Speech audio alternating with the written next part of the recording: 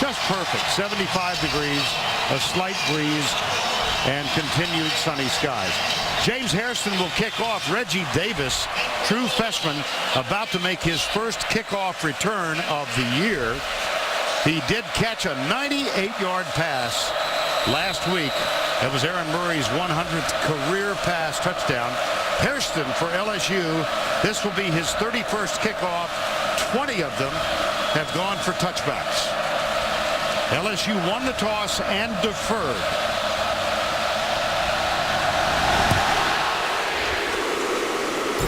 And he chases this one all the way through the end zone. And so the Bulldogs will start on offense. Aaron Murray making his 45th start. Every game he's played since his first game as a freshman here at Georgia. Was out at practice Thursday, Vern, and he had a brilliant day. It was like watching a Drew Brees practice many years ago. The ball really never hit the ground. Every checkoff was sound. He was in complete focus on Thursday for this game. Already with 2 undergraduate degrees. He was in graduate school and dropped the course load because he was taking 12 hours, and it was just a bit much. Here's the handoff to Gurley, bounces outside. He's chased and out of bounds, but a substantial gain on first down. Quan Alexander, the starting linebacker today, made the tackle. Well, if you don't wrap up this man, they named Gurley a captain of this game, sending him a message, by the way. Flag is down, so is Gurley stopped over on the left side by Daniil Hunter, number 94. Ball start. Offense. Number 72. 5-yard penalty. Second down. That's Canarius Gates with the false start. Starting lineups presented by Chick-fil-A. Gates, Lee, Andrews, Burnett, and Houston. Fullback is Hicks. And Colton Houston will develop his 3-year battle to become eligible here. This is his first year to play. It's a long story and kind of complicated, but that's a nice ending. Here's Gurley. Out to the 41-yard line. A 15-yard pass catch from Aaron Murray defensively. Rasco Johnson, Ego Ferguson, Daniil Hunter. Quan Alexander starts for the injured Taj Jones. And we'll talk a little bit more about the honor of wearing number 18. This year it goes to Lamine Barrow. It's a tradition that goes back to the year that Matt Mock, wearing that number, led the Tigers to the NCAA championship. Out of the gun, Murray across the middle. Perfect pass. Justin Scott Wesley. Well, you can see the game plan from Mike Bobo to start this game. He's going to try to soften up this LSU defense. By the way, that has 9 new starters from a year ago. It's a very young defense, and they got the experienced Murray starting to pick them with the short passes to begin with. Well, line stayed set. That's a called play. Rhett McGowan, number 27, makes the catch. On this one, the center saw the defense in the neutral zone, so he snapped the ball. You have a free play. Watch. Andrews sees the defense in the neutral zone. He snaps it. You got a free play. Whether it's incomplete or not, it's 5 yards. Well, in the background, you could hear Matt Leffler, I think, say that it was a neutral zone infraction on the defense, free play, so the penalty declined, and Georgia is moving easily on their first possession.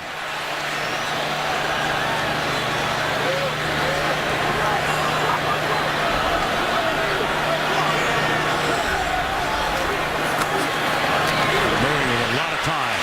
Got it! Arthur Lynch, the tight end, out of Dartmouth, Massachusetts. Arthur Lynch caught 4 passes last week, and he is a real threat at tight end. Right there, he gets a little stop and then into the middle of the field, and it's up-tempo, and another penalty this time. This one looks like perhaps too many men on the field for LSU. Thrown from the back, Judge. Anthony Johnson was trying to get off the field, number 90. And since Georgia did not substitute, they hurried up and snapped the ball. Before the snap, illegal substitution on the defense. It's a 5-yard penalty. Repeat, first down. And it was Johnson, the standout defensive tackle, who was hustling off the field and did not make it. They went with the quick snap. And you really have to be aware of that after first downs. It's very dangerous to substitute after a first down if the other team does not.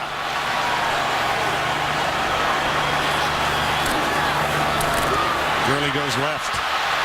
Breaks the tackle of Quan Alexander. Picks up an additional 4 yards after that.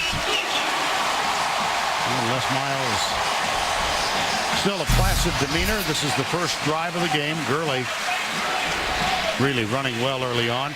The Verizon Red Zone offense, 19 trips so far, 13 touchdowns. National average is 63%.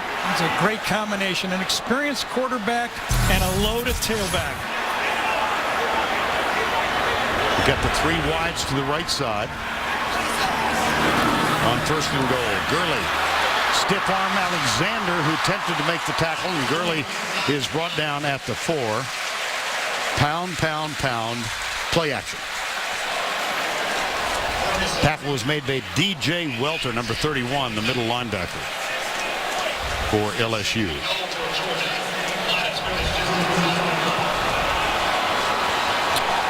Plenty of height. Michael Bennett in the slot, one of his favorite players to go up top with, number 82. Chris Conley is the wide man, bottom of the screen. Man-to-man look all over. There he is to Michael Bennett. Touchdown, Georgia.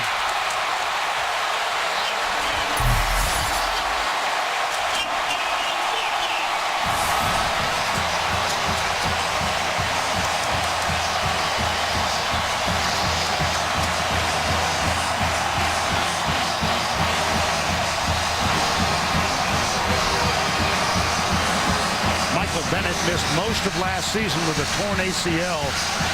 He was injured in the 4th game of the year. Marshall Morgan on for the extra point. It's good.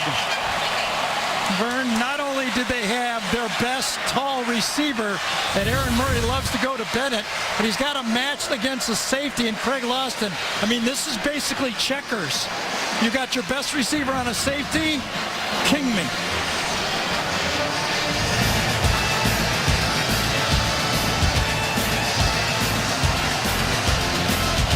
It's no pads, a lot of goofing around. Aaron Murray was so focused yesterday. He ran every play. I told Aaron this. You were in the meeting room. Right. I had not seen a Thursday like that since I saw Drew Brees do that many years ago, where he cared about every drill and every pass. That's a pretty good comparison. Yeah, they're very similar and really care about football the same way. Marshall Morgan kicks it to the 1-yard line where Odell Beckham Jr., a dangerous return man, counter punches out across the 30 to the 34. And now one of the main themes of this afternoon's game, Zach Mettenberger. He grew up 10 miles south of Athens, Watkinsville, signed first in the class of 09, and then in the spring of 2010. Was arrested, ultimately pleaded guilty to 2 misdemeanor counts of sexual battery, was dismissed from this team, and his sojourning has brought him back here. Jeremy Hill with the first carry. Leonard Floyd, number 84, makes the tackle. Yeah, also Jordan Jenkins, Byrne, took it on right at the point of attack. He's the one, Jenkins, that had to take on Copeland. That'll be a story all game. Can the linebackers take on that fullback?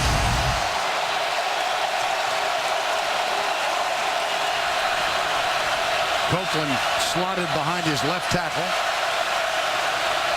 Mettenberger back to pass for the first time, goes into the flat to Jeremy Hill. And let's give you the Chick-fil-A starting lineups. Thank you. And here they are for LSU. Collins, Alexander, Porter, Turner, Hawkins. J.C. Copeland is a Georgia lad. with linebacker Jordan Jenkins. They knew of each other in close by high schools. And now Copeland is a load. Out of the gun. Georgia going to blitz. This will be an interesting call. Was it Georgia in the neutral zone that forced LSU, or did LSU go early?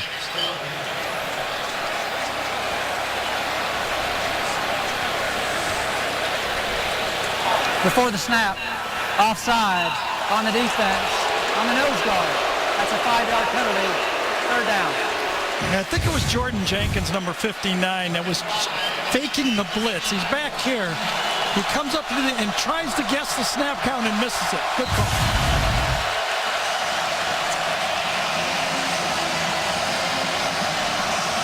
Big difference, Vern. Third and 15 or third and 5, right?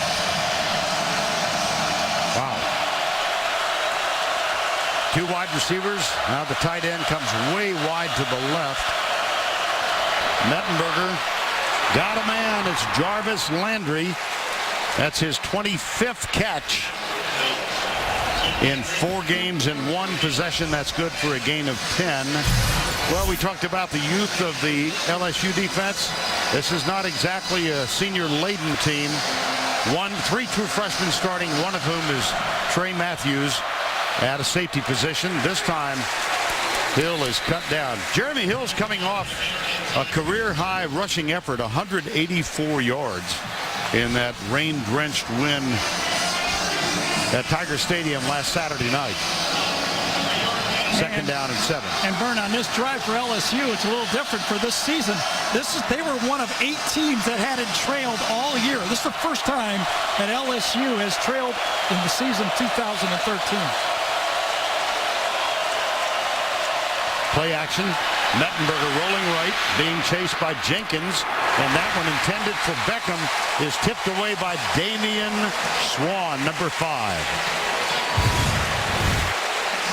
Did he get his arm on Beckham? Well, I think so. I think interesting at the LSU bench, very surprised not to get that call. And Les Miles walked all the way down there to argue with that side judge. I think he missed it, and I think Les was correct on that. They're down 7. This LSU team has played so well on the road, as you saw with that graphic. Here comes the blitz. Mettenberger across the middle. Got a man! It's Kadron Boone, of all people, and he strolls in untouched. 48-yard touchdown. Only his 2nd catch of the season.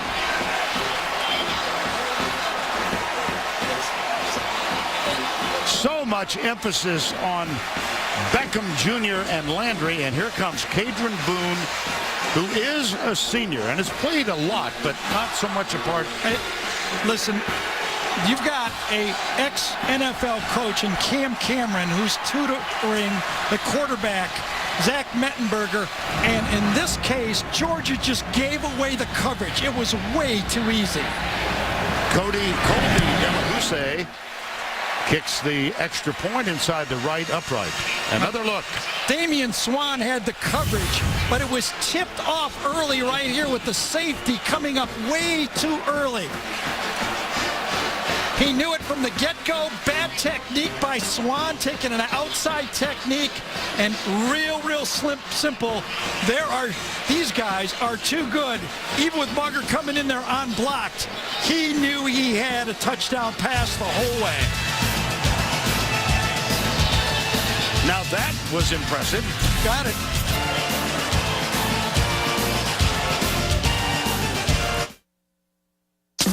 We'll never know if somehow, in some way, we can affect the outcome of a game. But when the clock's winding down and everything's on the line, we all believe.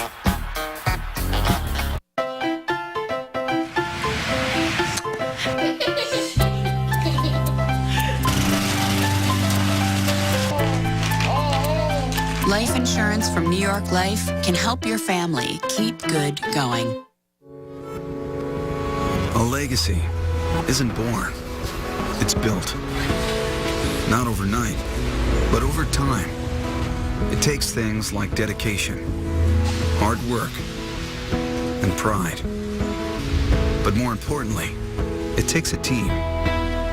Presenting the Kia Sorento, a mid-size crossover with a home field advantage.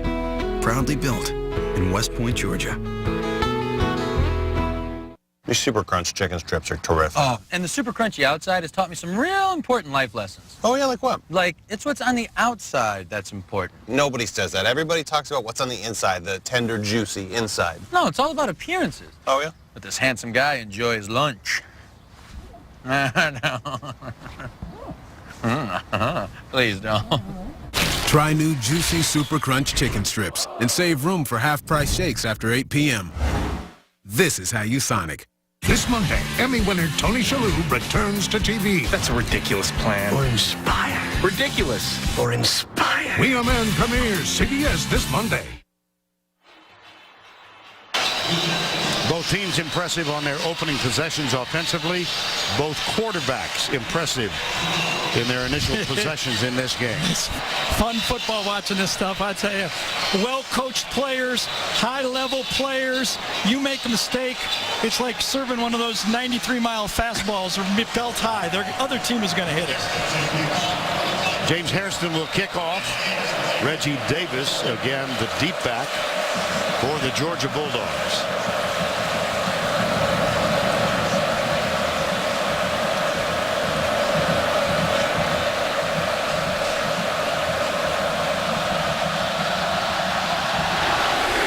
Line drive. One hopper picked up short. And back out to the 25-27-yard line. Kyle Karemplis, a backup, I mean a real backup tailback. Murray's last drive. Well, he carved him up. Great play calling by Mike Bobo. He got his quarterback off quickly with a couple of short passes. Then he carved him up down the middle, and then the easy move against the safety to score the touchdown. Murray was perfect. The play calling was perfect, and Todd Gurley did his part. 5 different receivers. How about that? That really says a message. Yep. Conley and Justin Scott Wesley on the far side. And Todd Gurley is the running back. Now Conley comes in motion. They give it to Gurley, who's hit at the line of scrimmage and dropped.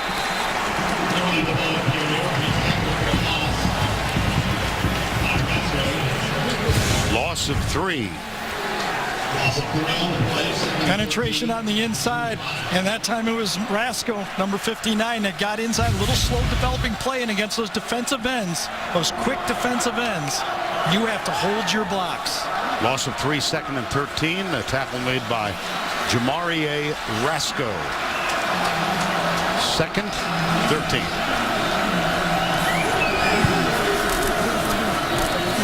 Let's go to Gurley one more time. Hey, now let's go back to the studio for a forward update. Here's Tim Brando. Well, and Gary, this was an upset alert non-conference game for the Gamecocks in Orlando against Central Florida. After trailing 10-0, 28 unanswered, this guy, Mike Davis, the difference. One of his 3 touchdowns, all in the second half. They hold on to win it 28-25. Big one for Spurrier to stay in the hunt nationally. Back to you. Well, South Carolina has one conference defeat. That was here 2 weeks ago at the hands of the Georgia Bulldogs. South Carolina fans were happy with that Zach Mettenberger touchdown. Oh, yes. They need Georgia to lose 2 games. Andrews over the ball, snap back, 4-man rush, LSU. Murray is a perfect completion percentage now. Jay Rome, the backup tight end, made that stop.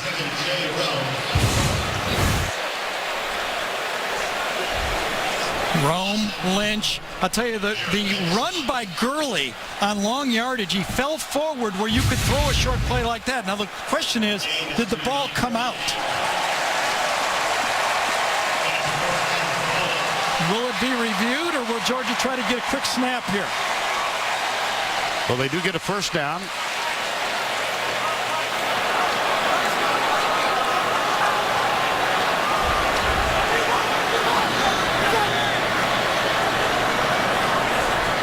Keith Marshall is on to spell Gurley. They are roommates, wearing numbers 3 and 4. Murray Murray gets protection. Ball is batted back. Looks like that was Ego Ferguson, number 9. Excuse me, Vern. Part of stopping those quick slants and those quick, bubble screens nowadays, J.J. Watt has kind of taught even college football. The defensive lineman must bat a few down. You cannot depend on your defensive backs to defend that short pass all game. Well, Ferguson used his head on that one. Yes, he did. Second down and 10. Blitz incomplete.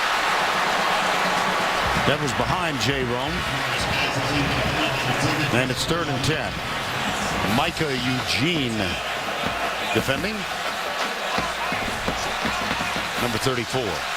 3rd down 10 from the Georgia 38-yard line in a 7-7 ball game.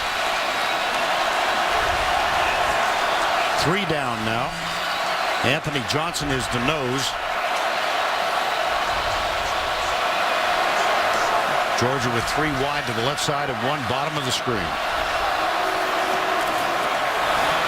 Across the middle it goes, intercepted. Wow. Picked off by Anthony Johnson, who dropped back into coverage. And Murray is picked off, and LSU has great field position. Well, LSU only rushed 3 players on this play. And then one of the 3 who rushed, Anthony Johnson, dropped out on it. Watch Anthony Johnson. There are only going to be 3 of them. Excuse me. I tried to center that up. Anthony Johnson comes in, says he can't get him, and he goes, oh, well, I might as well back up. Trying to get the ball to Marshall, and he backs right up into the play. And so here's LSU at the 34-yard line in a 7-7 ball game. Hand off Jeremy Hill. Bangs over left guard. Rameek Wilson, who leads this team in tackles, made that one. What do you think's going through Zach Mettenberger's head after that touchdown pass? Just think how long he's waited to throw a touchdown pass in this stadium. I mean, probably since he's been 6-7-year-old kid.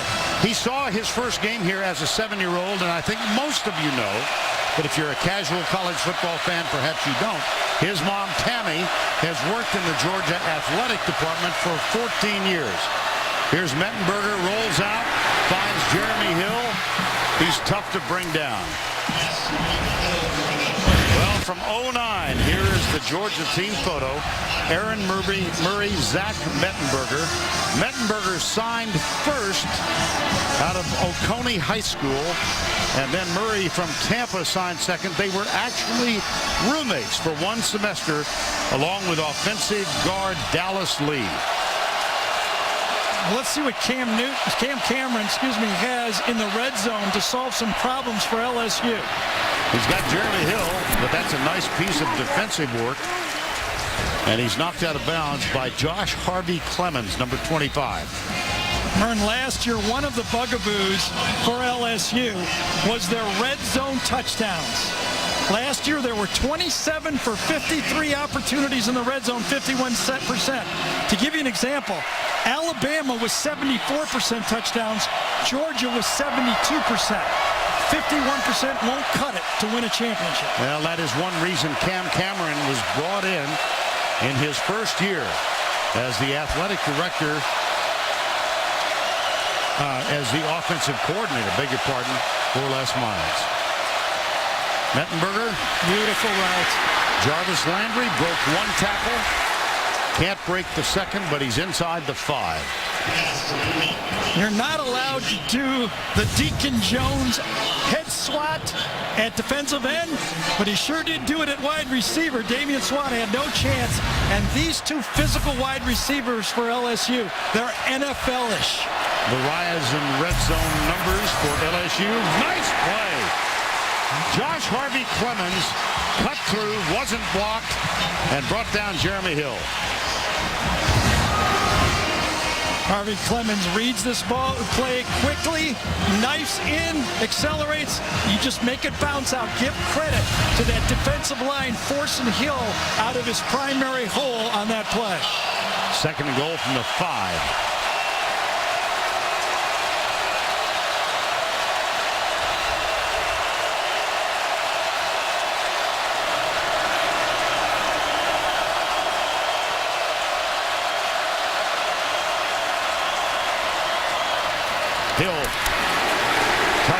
inside the 5.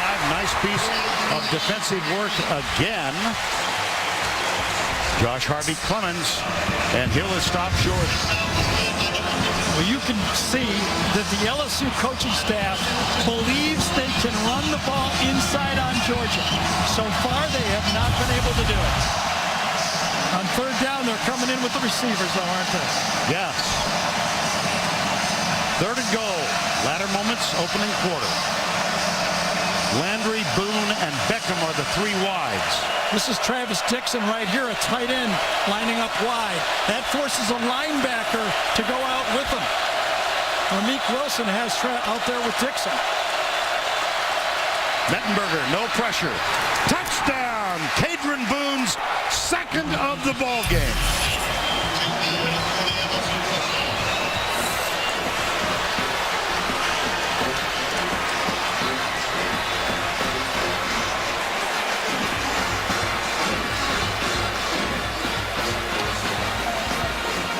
All set up by the interception from Anthony Johnson. That was great eye control by Mettenberger. He had 3 players covering 2. 2 went with 1. Pretty easy, Vern. Who would you throw to? The other guy, right? Yeah, I think so.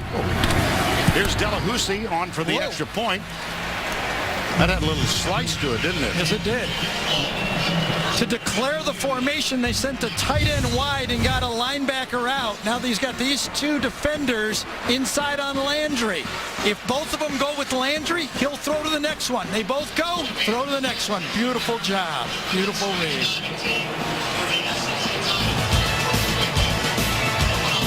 It was Shaq Wiggins, a freshman safety, who was defeated on the play.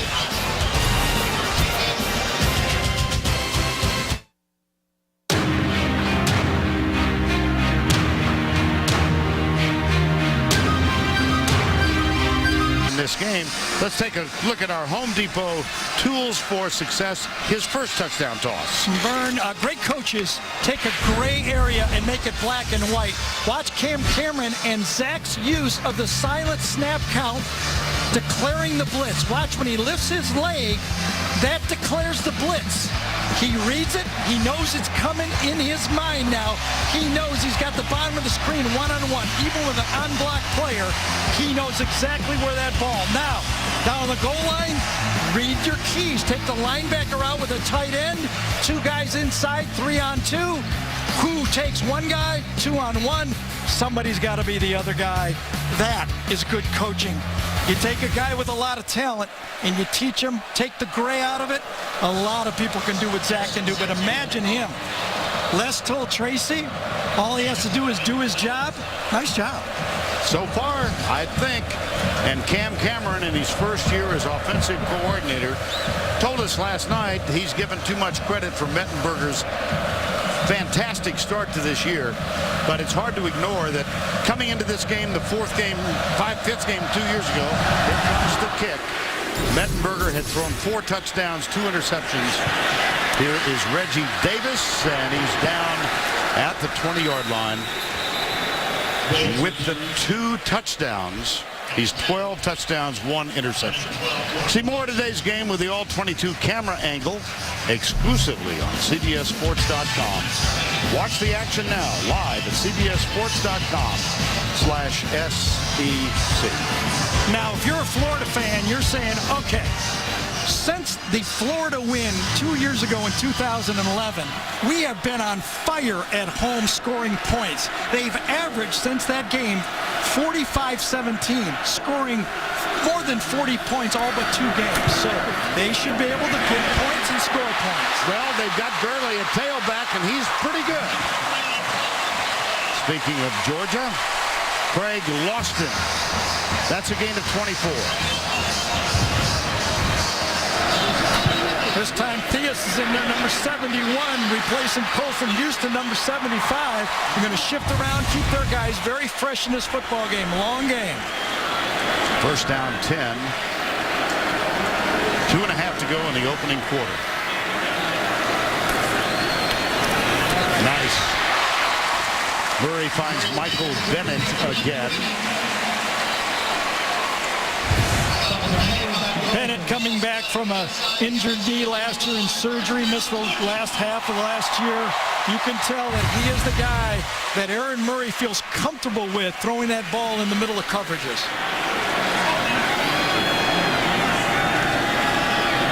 They load up wide receivers to the left.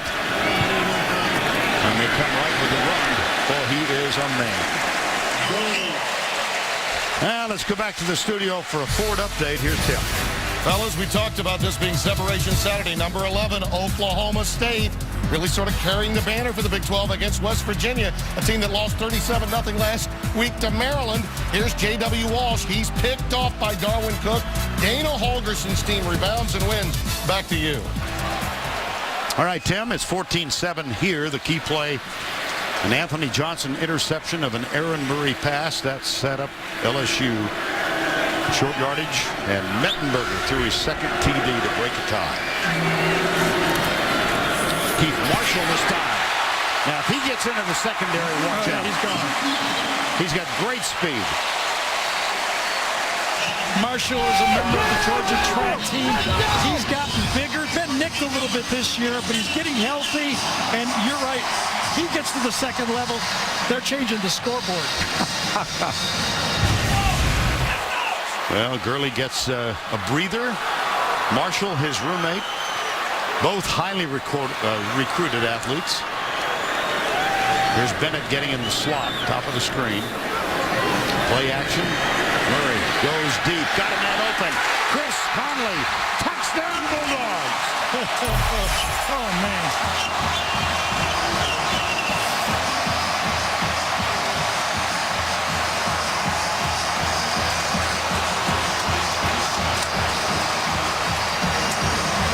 Looked like Loston might have been victimized for the second time. And Murray and Mettenberger both have 2 TDs now. You're seeing 2 players that will play on Sunday. Marshall Morgan with the extra point. Aaron Murray answers. As time, Aaron Murray does his job and reads his keys. Here's who he's looking at.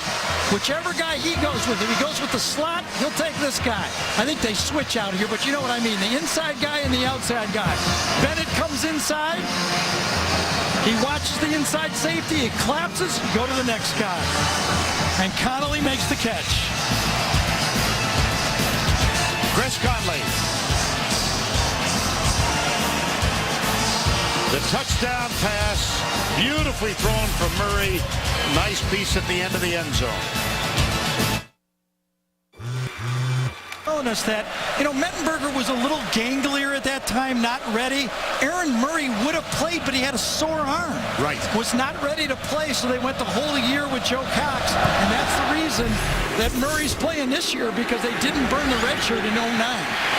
Odell Beckham with the kickoff return. He's got some room out across the 27, and then rudely that journey is interrupted by Costa Boblis, who has been a special team standout for Georgia for a long time. Vernon, got to say, excluding last week's game, okay? Right? We've watched some quarterback play here, haven't we, so far? I mean, we got Johnny Manziel and A.J. McCarron in that first game, and now these two guys. I've been in the conference since 2006, and this is the best group of quarterbacks I've seen in this conference. Well, here's Mettenberger and LSU. This is their fourth offensive possession. 14 all. Play action. Mettenberger looks to his right, has a lot of time, and one option in front of Damian Swan. It was intended for Odell Beckham Jr. Well, Cam Cameron, as we said, in his first year, he was fired as the offensive coordinator late in the season by the Baltimore Ravens. But through the first 4 games this year, take a look at that. He was on the coaching staff with Les Miles under Bo Schembechler at Michigan, among other stops. 2nd and 10, timeout.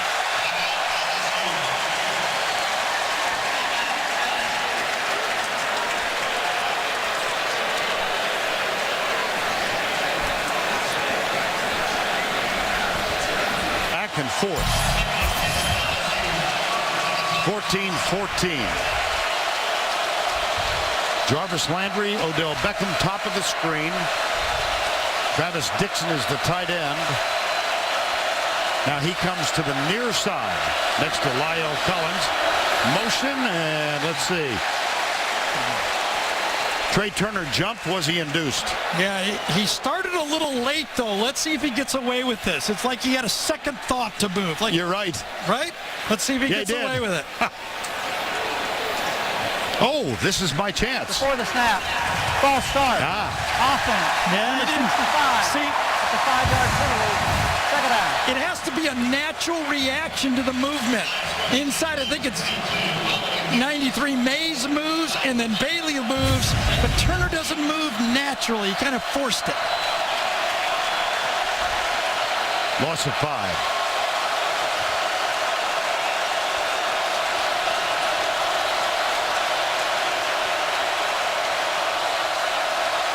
Connor Neighbors is in it.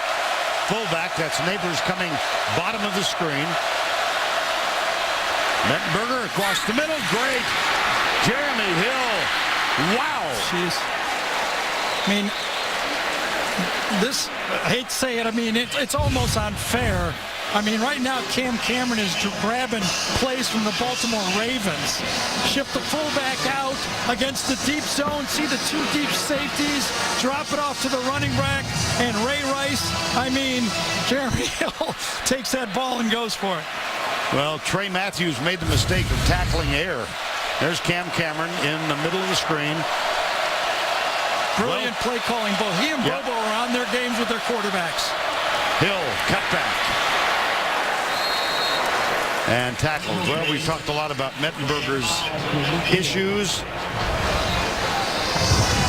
And we near the end of the first quarter. Jeremy Hill's had issues of his own. In January 2012, he pleaded guilty to a misdemeanor. He sucker punched a guy in a bar from behind. He did so while he was on probation for a previous offense. Les Miles had a team vote as to whether to get him back on the team, allow him back. Georgia and LSU, this one has lived up to its billing. Great play by the quarterbacks, great play by the running backs. Good tactical plans by both coaches. And we start number 2, 2nd down 5, Louisiana State from midfield.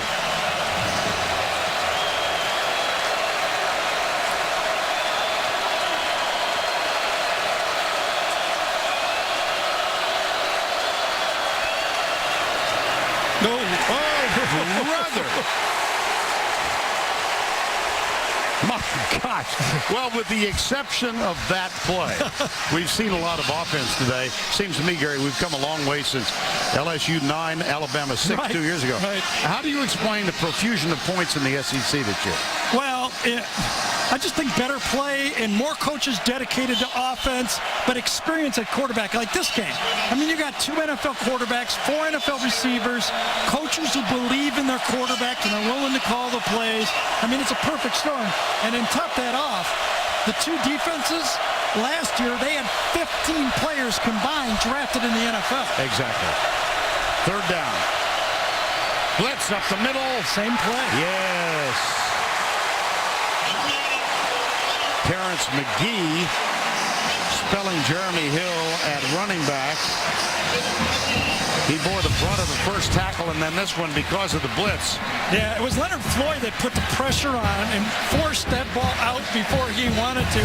Amalo Herrera was the guy who defended it very nicely. Jamie Keane is the new punter for LSU. Everybody across the country grew familiar with the Australian Brad Wing. He's gone. This guy can kick too, huh? Yes. There's a fair catch taken at the 9-yard line by Damian Swan.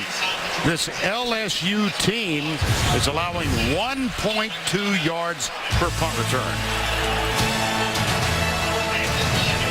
There's one play. Here's another.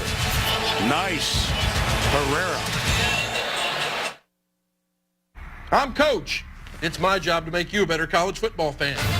Thanks to AT&T, I'm helping all kinds of fans. Guys. All right, Trace, thank you. Zach Mettenberger quoted earlier this week saying, I can't wait until Sunday morning when this one is over and all the conversation about his return is complete. But you know what? Both have answered the bell. Yes. Murray and Mettenberger. I mean, the jitters are gone now. It's football.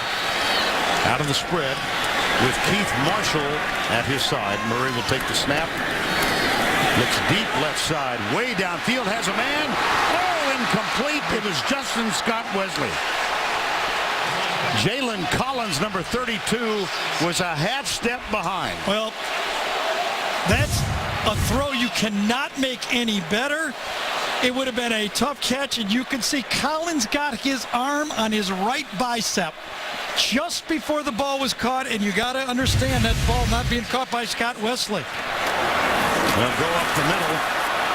That's Marshall. Well, it's reminiscent, isn't it, Gary, of that 98-yard touchdown pass last week, and that went to Reggie Davis, inserted in the lineup specifically to run that play. There are a lot of scouts here. I talked to two of them before the game, both obviously watching the quarterbacks.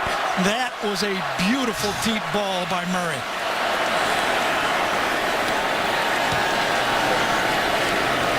He's going to get a Samuel blitz. These two guys are coming.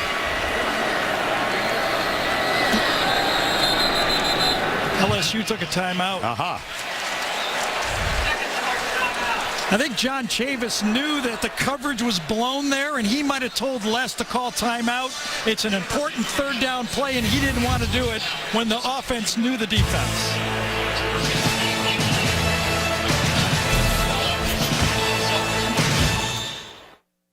John Chavis, a defensive coordinator for LSU, comes back and doubles up on the blitz. Remember, they were coming before the timeout. Let's see if he continues with the blitz or falls back in coverage. Three wides right on 3rd and 6. He brings 4. Murray scrambles, throws it short. There's a flag. Thrown by the umpire late. Probably holding inside. I would think. So it was a zone blitz look. They actually dropped the nose tackle that time. Anthony Johnson again. Holding on the offense, number 64. That penalty's declined. 4th down. That's Dallas Lee, whom we told you earlier was one of the 3 guys rooming together first semester of freshman year, the other 2 being Murray and Mettenberger. Good coverage call that time. Good timeout by LSU. They knew that Murray knew the blitz coverage on the previous play. They came back with a different look, and it worked to force a punt and 3 and out. Well, special teams been a problem for Georgia. They had a punt blocked for a touchdown last week. This one, Colin Barber takes a good snap, gets it away. The Gunners are downfield. Let it go by. Yeah, it wasn't pretty, but it was effective. Exactly, yeah. Well, they actually switched snappers in the middle of the game last week because of high snaps. If you missed last Monday's terrific new drama, Hostages, you can catch up tonight at 9, 8 Central. That's Hostages tonight. And a new episode Monday. Don't miss it. Ron, let's follow up a little bit on these 2 defenses. As great as they were last year, I mean, they just lost wholesale bodies. Georgia only has 2 returning starters coming back to this team, Swan and Smith. They lost 9. 7 of those players on defense were drafted into the NFL. Handoff, right side. Jeremy Hill back in the lineup. Well, let's take a look at a list of players drafted last year. LSU with 8 defensive players, Georgia with 7, and Florida State with 7. And the harder part was a little bit for LSU. They had 11 underclassmen enter the draft. 8 of them were drafted, an NFL record. 2nd down, 7. Mettenberger. Oh, incomplete. Good pressure that time. Forced an awkward throw by Mettenberger. Both defenses settling down just a bit now. Was it Leonard Floyd again, number 84? It was. Wow, he's having a good football game. He is a freshman, one of 4 starting defensively, but he spent a year at Hargrave Military Academy. Correct. He and Jordan Jenkins, the other outside linebacker, were recruited in the same class. They're bookends. 3rd and 7. Swan up to play bump and run. Corners lay back on the other side. Mettenberger hit and dropped from behind. Ray Drew, number 47. Ray Drew was a big-time 5-star recruit. Came in as an outside linebacker. Now is shifted to defensive end. He's learning the defense. He's big. He's strong. Jordan Jennings said he's coming on fast and he's a beast. That's his first sack of the year, and it's a big one. And so Jamie Keene is on to punt again for the Tigers, almost blocked. Damian Swan lets it go. Yeah, it was touched further up. This ball's going to come about to the 25-yard line. Actually, 27. Yep, a little farther up.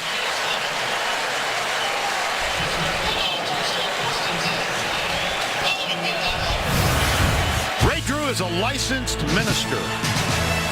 That's what I'm preaching about. Trivia question. Who was Georgia's starting quarterback in 2009 when both Mettenberger and Murray were freshmen? If you've been listening closely, I'm going to be ticked if they haven't. If I do all this homework, I'm going to be ticked if they don't know the answer. Gary, if they don't know the answer, I'm overpaid. Now, a lot of people think that anyway. We're just alluding to the fact that my partner inadvertently gave you the answer a while ago. You and I and Craig and Steve Milton are going to have to start rooming together as we read the notes. Have to have study time. Study hall, that's it. Oh, goodness. Todd Gurley's back in the lineup. Murray hands it to Gurley. There he goes. Loston chasing him, number 6. Merritt Hall with the clearing block this time. On in place of Quavon Hicks. That's a gain of 23. Uh-oh. I wonder if he sprained his ankle coming at the end of that play. Bounces out smartly. Tough to bring down. Does his ankle get rolled up? That's the question. Right there. Right there at the end of it. His body falls on his weight of his ankle. Oh, boy. First down 10 at midfield after the run, and Marshall is on in place of him. Merritt Hall, number 43, is the fullback. Murray play action. Incomplete. Justin Scott Wesley, the intended receiver. Yeah, Ronald Martin did a good job reading that play. Let's watch it one more time. Very dangerous play for running backs, quarterbacks. From behind, the momentum of the tackler falls forward onto the leg. Here's Marshall to the 40-yard line. Good second effort after the initial contact from Ronald Martin. There's no doubt that Keith Marshall has talent to carry the load and make the big play. The doubt for the Georgia fans and the Georgia offense and play calling is, can he do it the whole game? He's never been the featured guy to have to take the multiple carries like Gurley has. Aaron Murray in our chat with him yesterday said Todd Gurley is simply the best college football player in America. First down 10. That's Merritt Hall, and that's a whistle. I think Mark Richt called timeout on that one. By the snap, timeout. That's the second used by Georgia. They have 2 left, or the first used by Georgia. LSU has used. All right, Tim, thank you. It's 14-all. Let's go down to Tracy Wolfson. Well, guys, you saw it. It was that left ankle. They took his shoe off. They looked at it. They taped it with a little black tape. And then he jogged into the locker room, which was pretty good news, except I was just told he is out for now. All right, Trace, thank you. And jogging with a noticeable limp. Keith Marshall will carry the load if and when. John Chavis doing his signature bear front, 3 linemen inside. Marshall almost broke it. Defense he loves to go to when the other team is able to run the ball. And Georgia is the first team that's been able to run the ball in this game. They're now over 100 yards rushing. You look at the rushing game for LSU, nothing so far. When you factor in the sacks, they're, 4 yards rushing the whole game. So LSU has not been able to run it. First sense of a weakness in the game. So LSU can't stop the run. Feed Marshall. And he goes over the left side. Micah Eugene, number 34, makes the stop. But they'll move the chains again. Inside, following the big fullback Merritt Hall that time, second level before anybody even got a hand on him. Pete Marshall out of Raleigh, North Carolina.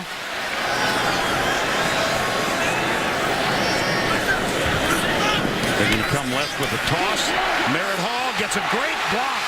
And Marshall is pushed out of bounds with a 1st and goal, Georgia. Dallas Lee also helped clear the way. Same play that Georgia has been running since Vince Dooley was coaching here. Block down, follow the fullback. It worked 25 years ago, and it works today. Or was it 35 years ago? 35, but that's all right. This is Brandon Douglas, who is a true freshman. His first run in a Georgia uniform was good for a 17-yard gain a couple of weeks ago. So he is the backup tailback right now, freshman. Out of Augusta, Georgia.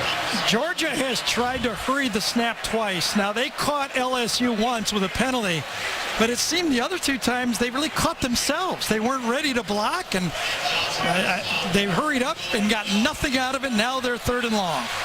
Look at that disparity in rushing yards, though. 134 to 4. Murray looks back. Marshall's back on the field. 3 wides, top of the screen on 3rd and goal.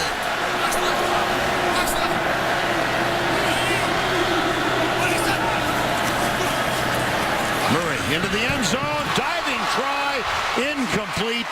Justin Scott Wesley. Did he start to slip before the ball got there on his break? Let's see if Scott Wesley stumbled out of his cut that time. Caught it out of the corner of my eye. I think he's right here is the guy that Bennett's going to come inside, and he did. He tripped over the legs that time of Ronald Martin. I thought that would have been a touchdown had he not stumbled over the legs of Martin. That brings on Marshall Morgan, 1 of 2 for the year. Low snap, good hold. Kick is up. Adam Erickson was the holder, did a nice job. But take another look at that stumble. Good catch. A perfect read again. Bennett comes inside, taken by the linebacker. You got an easy throw to the back line. Should have been a touchdown, but a little stumble cost you 4 points.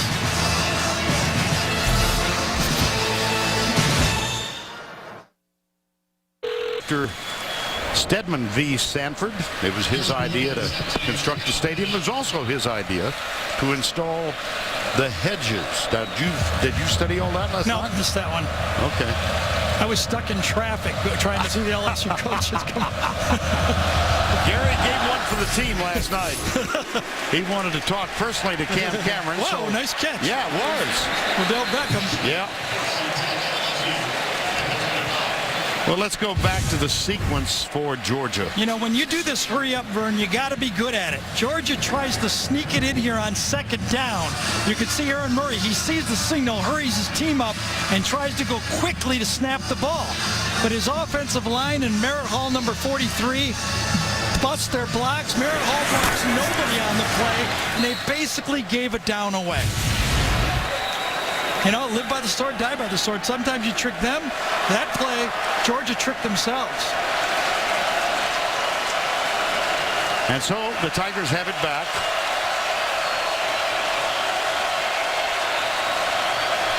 That's Dixon, the tight end, number 41.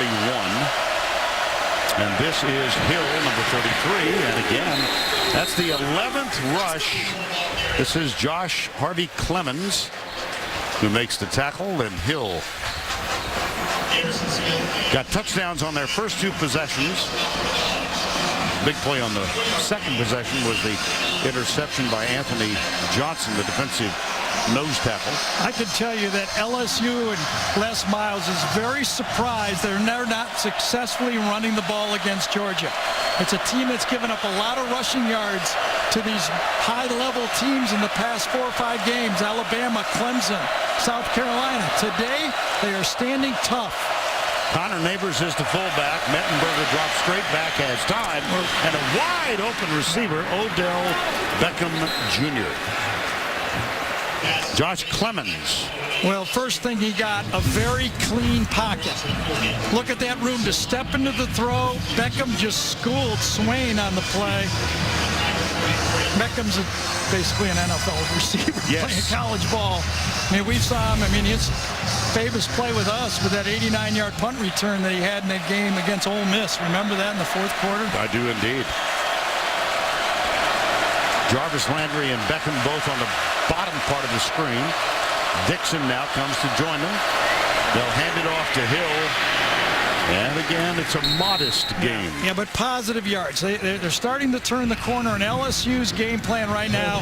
I mean, there was some talk by LSU Friday night that they would not be unhappy to run the ball 40 times in this game. They felt that if Georgia's safeties stayed deep, that they would challenge that offensive line to run the ball against that 7-man front for Georgia. Story of the game so far, great quarterback play, yes, but not being able to run the ball by LSU. There's a defensive switch by Georgia before the snap. Georgia very confused here. They're going to have trouble with this bunch. Swain has no idea what to do. Out of the flat is Dixon. That one is caught, but it'll be short of the first down. Terrence McGee, number 14, and Leonard Floyd with the tackle. Well, they've made some good plays inside. Leonard Floyd made a play. Toby Johnson made a good play inside. We even saw on the back end, Josh Harvey Clemens, I think it was, right? Made that play down by the goal line. And there's a Georgia player down on the field with an injury. It'll be 3rd down and 4. And that last play, Zach kind of misread that bunch pass. He had to the outside Travis Dixon wide open. He never looked to the outside of the field. Well, medical staff out on the field. That's Toby Johnson, the injured player, number 88.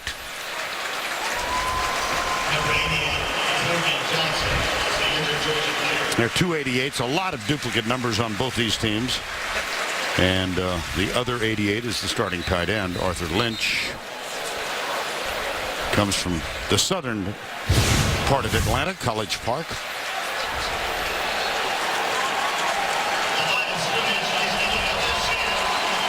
And there's the injury. Yeah, it wasn't on a hit. He kind of raised his hand to knock the ball down and kind of hyperextended it. 3rd and 4.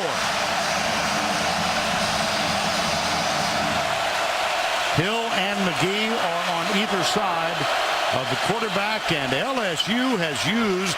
No, it was Georgia. He pointed the wrong way. Yep. Miss Texas Tech or Washington.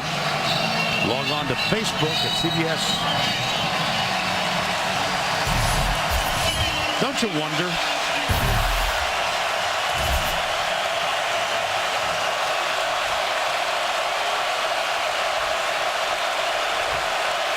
Third and 4.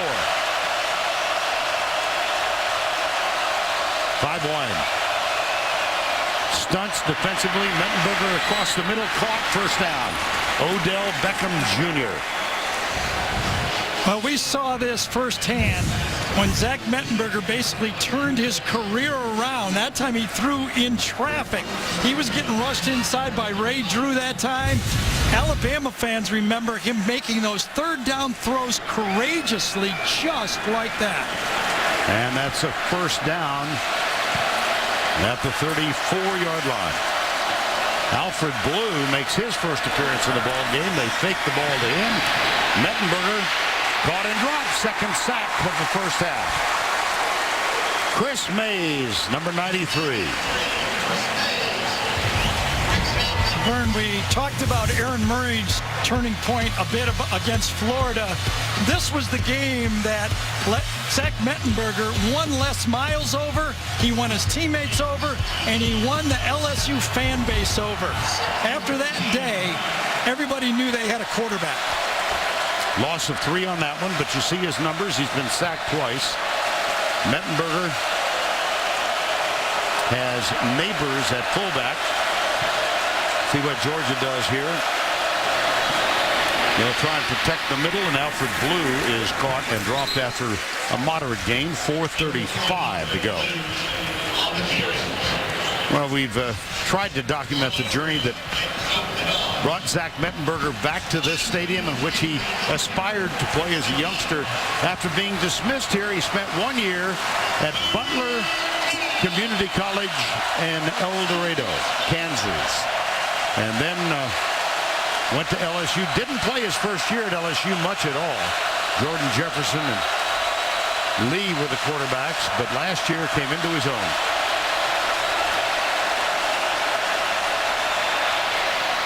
That's incomplete, off the shoulder of Jeremy Hill. 4th and 7. I wonder if they'll just go 4 downs here rather than punt.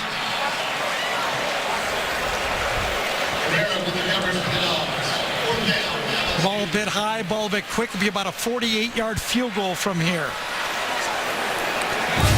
And Delahoussie's in his first year as the... Or a 48-yard fake field goal from here. Yes. We've seen that before, haven't we, from this bunch. Didn't work last week when he tried to do it against Auburn, though. Well, Delahoussie is on in place of the veteran kicker, Drew Alemont. I knew I'd get it into the broadcast somehow. You got it. Yeah, LSU took a timeout. It was a little bit of a force, but nevertheless, LSU now has taken their last timeout.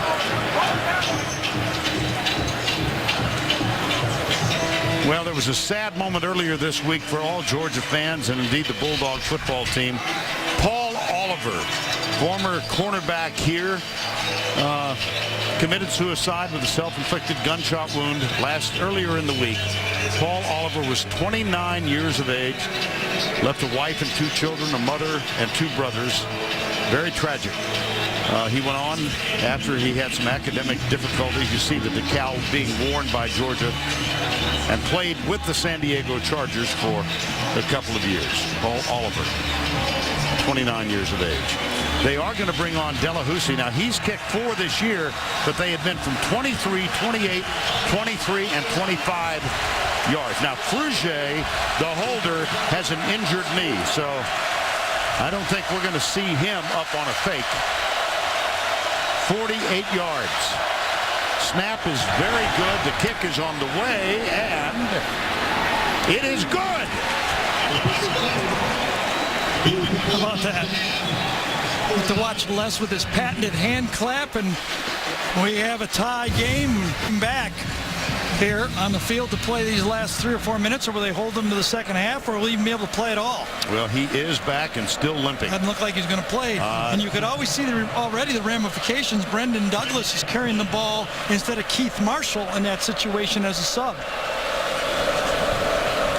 James Hairston will kick off. Reggie Davis again, the deep back.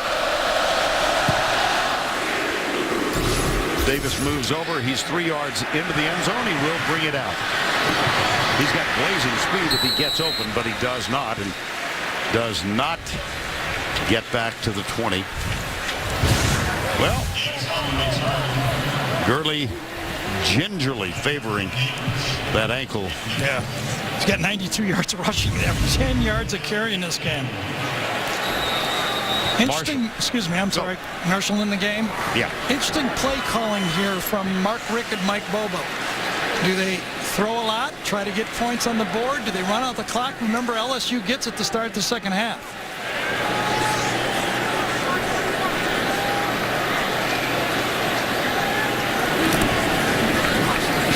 Conservatively. Marshall, yes. And it is time for the answer to the Affleck trivia question. Who was Georgia's starting quarterback in 2009 when both Mettenberger and Murray were freshmen? And the answer is Joe Dox. I heard his name mentioned in the broadcast earlier. My bad. Guess I should pay attention in graphics, right? Fumbled the snap. Oh, my goodness. LSU has no timeouts now, remember that. So now 3rd and long. See what Georgia does. Doesn't look like they're going to get out of the half. Oh, boy. Good snap. And it was almost kicked away from Yes, Murray. it was. Murray just took his eyes off of it, trying to read the defensive end on the give play.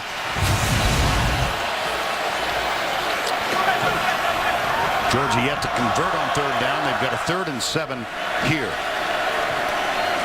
2:43 to go. 4 wides.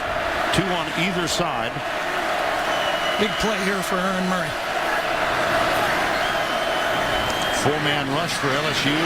Murray dances out to the right, pulls up.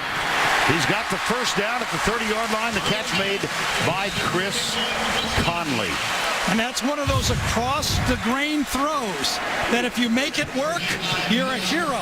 If you don't, everybody in this crowd is saying, why didn't you just run it, take it, and punt it?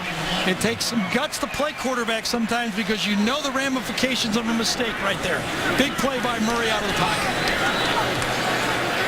Conley with his 2nd catch. Now 1st down and 10. You've heard it a million times, right, Vern? Don't go to the right and throw left. He just did it. Yes, indeed. Moderate play action. He goes deep left side. Man is open. It's Conley again. Chris Conley, born in Turkey, raised for the most part in Southern California. Matched up with Jalen Collins on the bottom of the screen, number 32. Back shoulder throw that time. Perfect throw. Chris Conley's dad was a 20-year Air Force vet, and I must say we spent time with Chris Conley yesterday. He is about as impressive a college football player as any of us have come across. Mature, wonderful young man. Got him. Oh, boy, does he ever. Reggie Davis.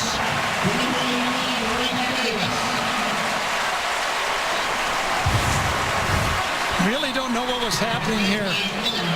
Corner takes the short man, gives up the outside receiver way too quick that time, and Reggie Davis gets a gift. Nice read by Aaron Murray, but that time Ronald Martin just, did not play it well. You got to stay deep and come up on the short pass. That was a gain of 24, 94 seconds to go in the first half. They'll give it to Marshall. He darts through a couple of potential tacklers. What a drive here. Remember, after the dropped snap on 3rd down, Aaron Murray comes out of the pocket, makes against the grain throw for a 1st down, and that's what gives him life to get this last scoring drive of the half. 2nd and 5.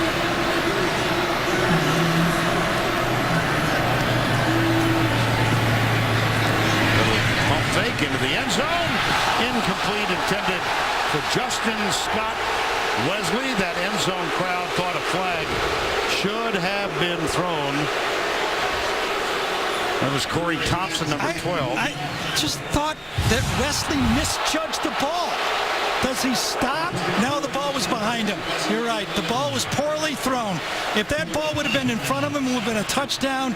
Yes, at the end of it, Corey Thompson interfered. Combination of a bad throw and, the officials are letting the defensive backs be very physical in this game. Yeah. Message has been sent. 3rd down 6.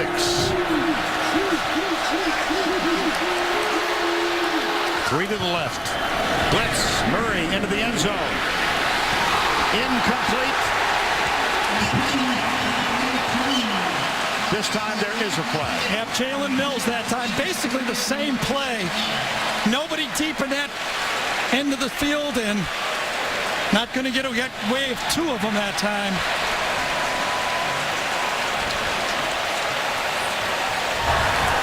Pass interference on the defense. Number 28. By roll, the ball be spotted at the 2-yard line. Automatic 1st down. Very easy call. Could have been back-to-back. Mills drapes his hands right across the receiver that time. Scott Wesley, and it's easy call. Yes. See, LSU has no timeouts. They were confused at the line of scrimmage. No safety back in the end zone. Man-to-man everywhere. Georgia just dialed an easy play. It was almost, Aaron Murray had a no-brainer throw to the outside. Ball spotted at the 2. Keep in mind, Todd Gurley is on the bench with an injury. Marshall is the running back. 3 wide to the left, including Red McGowan. Remember, Georgia has a timeout. They can run the ball. And they do. Marshall. The line surges forward. Did he get across? He apparently did not. Plenty of time. They can keep that in their pocket and run one more quick play. If they can get off they can, the ground. And if they do that quickly, they still have a run-pass option here. 26 seconds to go. Murray, quarterback sneak. Touchdown, Georgia. Heck of a drive. See, if they use the timeout there, they can't really run the ball again. It's too dangerous. The half could end. But by getting up there quickly and running it, they had the run-pass option. Beautiful drive by Murray in Georgia.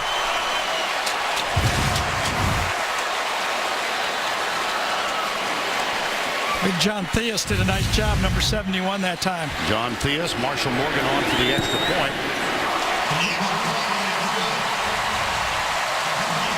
9 plays, 82 yards, 3 minutes and 31 seconds. Aaron Murray with a quarterback sneak between center and right guard. A lot of stuff happened on that drive, Vern. Remember, at this point, Mark Richt wasn't sure he was going to turn Murray loose. It was second down. They were going to run the draw again. Murray drops the ball, gets it. Now it's third down. Gets flushed out of the pocket, makes a dangerous across-the-field throw. Completes it. Now it's full go. Gets it down in the scoring zone. Gets a penalty.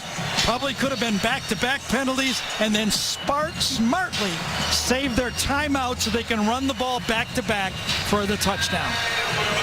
And that was all set up again in part by a defensive lapse by LSU and Reggie Davis, the true freshman, getting loose for... I'm watching this, Gary, and old memories come back. You're not doing what you did. No. We got caught dancing the soldier boy. We learned. No Sean Marino led that one. I believe we didn't get caught. We teed it up. No, that's right. You're right. Oh, goodness. Georgia had too many men on the field right here, so they finally got one off.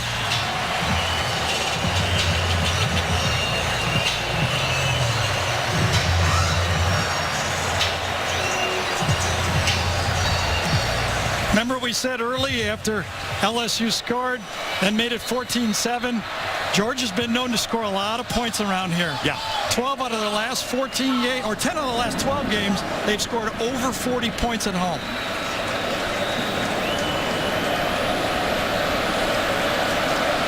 No timeouts remaining for the Tigers. 24-17.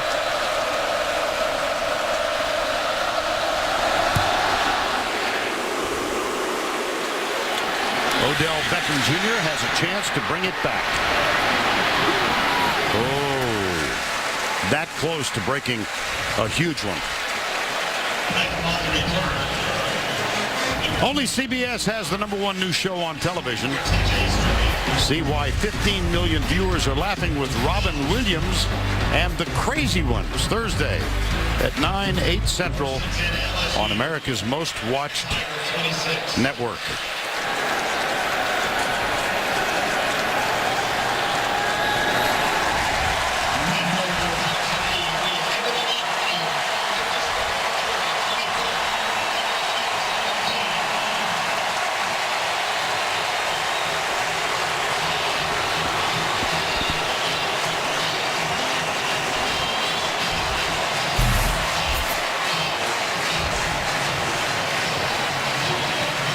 .417, that last 82-yard drive critical. Let's go down to Tracy with Les Miles. Thanks a lot. Certainly, Coach, not the way you wanted to go into half. What can you say about the breakdown there by your defense?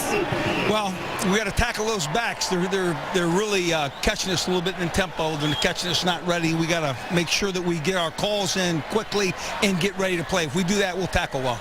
How about your backs? Just 15 rushing yards in this first half. How do you get that corrected, and how important is it? Well, very important. Now, I think there's some adjustments that we need to make at halftime, certainly, and we'll come out and see if we can rush the ball a little better in the second half. Thanks a lot. Vern?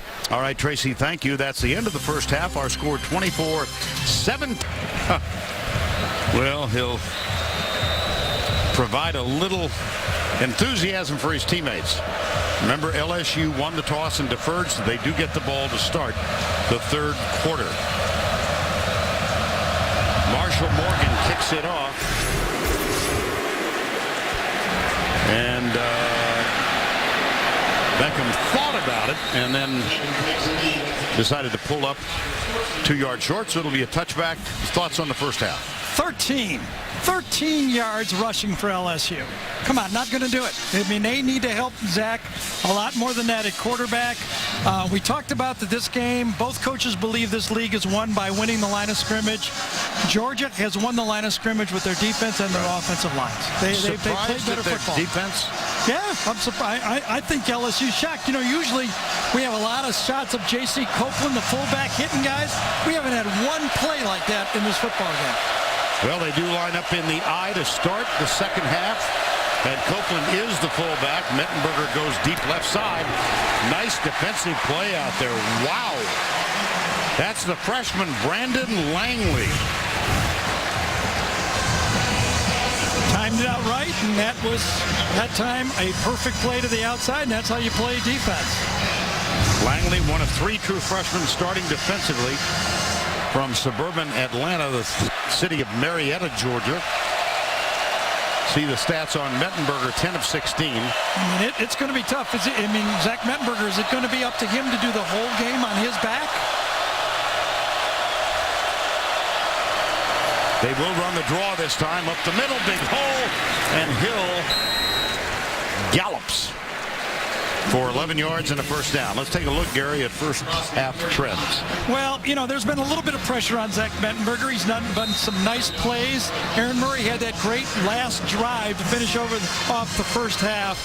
The rushing game has been the story. Gurley been able to run the ball. Georgia being able to run the ball, and as I said, 13 yards. And I mean, when you factor that, if you're LSU, Vern, the tapes that LSU watched was the Alabama game last year, the SEC. Alabama rushed for 350. Nebraska in the bowl game, 204. Clemson to open, 197. And South Carolina losing, rushed for 226. 13 yards. That's not going to get it. Inside linebacker Marlo. Early moments, third quarter. The injured player was Marlo Herrera, the inside backer. He was assisted to his feet, but walked off unaided. And in his place, a true freshman, Reggie Carter, number 45, defensively. First down, 10. And again, the I formation with Hill, the deep back behind J.C. Copeland. That's Landry who starts in motion. Play action.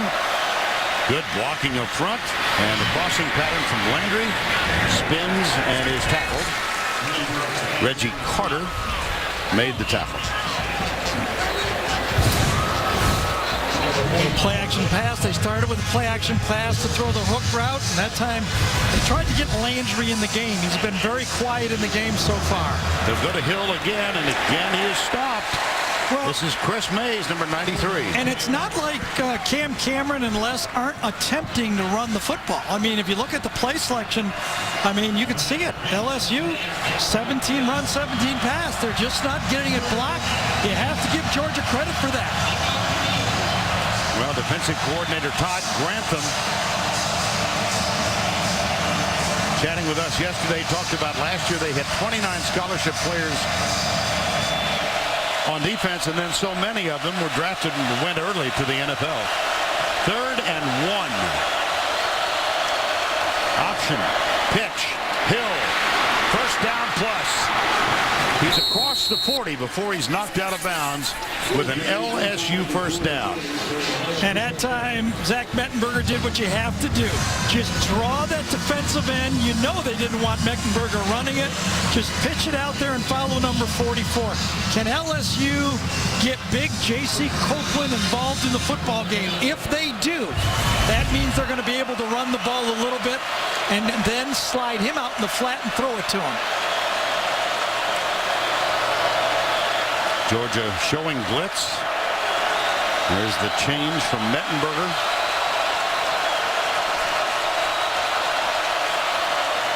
They feed Hill.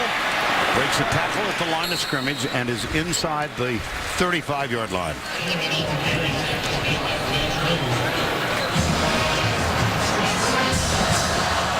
Eight true freshmen on the two deep, and 12 players made their first career start. Both of these squads have relied on the freshman class. LSU has played 14 so far, Georgia 13. Second down and 5. Terrence McGee is the running back now. Well, he did a good job of getting a couple of additional yards. You know, we start out on camera, and you asked me a question. I had my 13 all teed up. You think Les mentioned that at halftime in the locker room? Perhaps. I think so too. Perhaps. Especially after Tracy reminded him of it as he was going in. Well, thank you. I've got a talking point. Again, it's 3rd and 1. And this will be definite 2 downs if they don't get it here. They're going to. Les is trying to call timeout. Boy, you know, it's one thing burning timeouts in the first half. It's another thing burning them in the second half. I mean, 3rd and 1, and you can't get lined up right. Big mistake by the Tigers. This was calling timeout before the tight end or flanker went in motion. He might have thought that his tackle was not on the line of scrimmage, and maybe he had an illegal formation. That's all I can think of, and he didn't want to have a pre-snap penalty. I don't know what significance it might have, but Mettenberger reached up and tapped Vidal Alexander. I don't know if they got it either. That's J.C. Copeland. It's very close. Looks like he did, but it was a nice stand by Georgia. Chris Mays was in there, number 93. If he got it, he didn't get it by much, did he? No, not at all.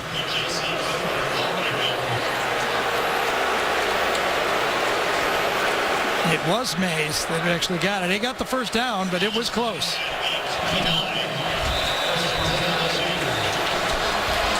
Does it? And also, just something that popped up. It seems like LSU is throwing left the whole game. Interesting.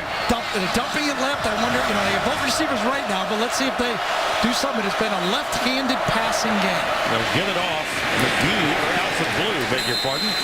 Number 4, not 14. It is 14. 1-4, not 4.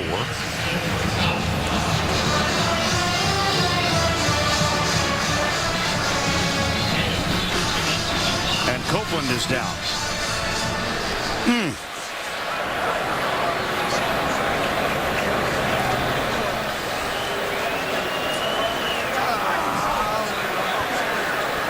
Holding his left knee. If there's one number you heard all day at practice Thursday, was Todd Grantham saying, who's going to take on 44? Who's going to be a big enough man to take him on? Looked like he got kicked from behind, didn't he? Yeah. A highlight right there. Let's see if we can figure it out again. Don't know if he got kicked from behind or if he just, you know, the pressure of the block, the knee gave way. He gets up and then he just falls right back down on the ground when he starts to walk. See him? Keep your eye on him. It looked like Leonard Floyd, number 84, That's might what I have. thought. Yeah. Looked like he was Floyd. Second down 6. This is the 10th play of the opening drive of the second half. Connor Neighbors, number 43, is the fullback. 42 yards of the 50 yards have been on the ground. Interesting.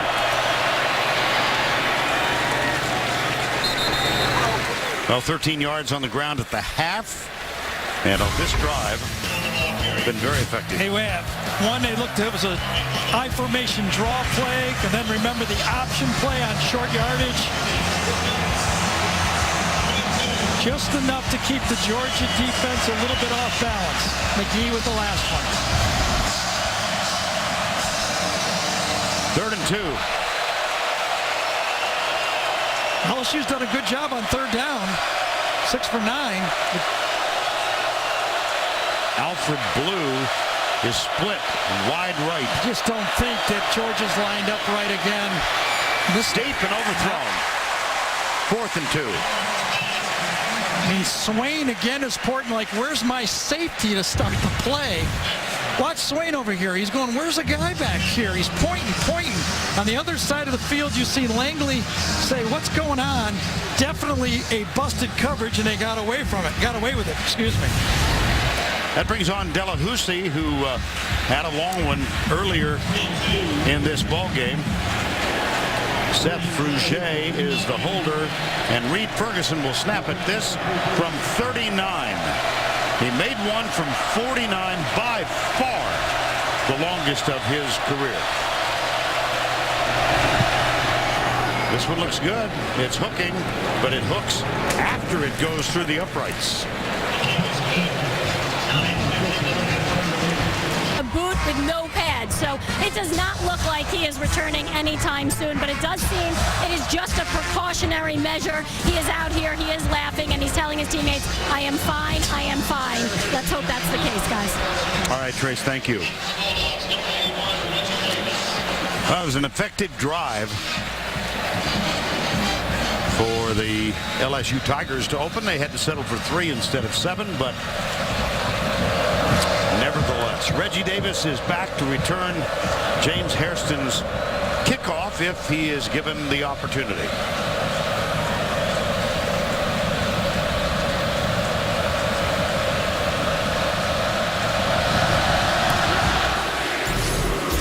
Davis, this will be returnable from the 1-yard line. And he's out to the 21. Now Red Lobster presents today's Scholar Athlete. We've chosen Chris Connolly, the wide receiver from Georgia, the GPA of 3.27. He is the SEC representative for the NCAA Student Athlete Advisory Committee. And Gary, you and Tracy and I and Greg Silver and Steve Milton, our director, got to spend, I don't know, 25 minutes with him. Right. What an impressive young man. Yeah, and just as importantly, he was the guy that recruited Gurley and Marshall. That's right.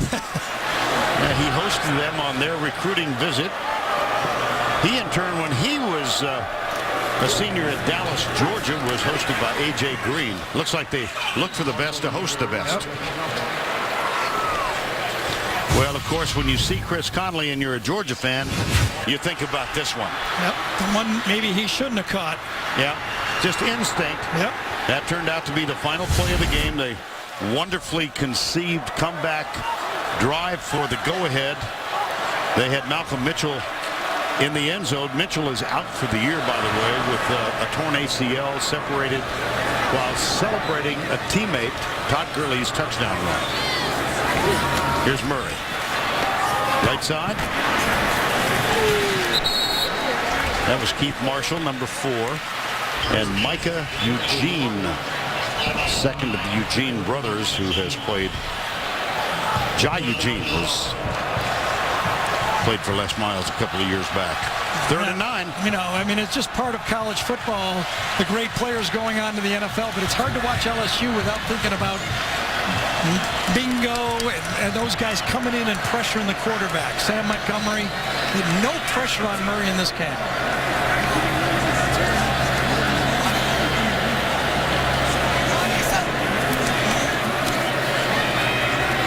Deep left side, over the shoulder catch. Chris Conley, how about stepping up and timing? How about that? Tre'Davious White, number 16, the true freshman, has good coverage on him. Conley shields him exactly the way you're taught. When that ball is in the air, you're supposed to slide your rear end right in front of the defender and keep him on your back, and he did it. They go deep right side this time, and it's over Bennett's head. Pretty good coverage on that play. Now let's go back to the studio for a Liberty Mutual update. Here's Tim. Vern, you had said earlier Florida State's been in the 50s. Well, hold on, because they're getting there. Jameis Winston to Rashad Green, second hooked up between those two. 4 overall for Winston. They've added another touchdown to make it 38-20 in the third at Chestnut Hill. Back to you. All right, Tim, thank you. It's second down and 10 here.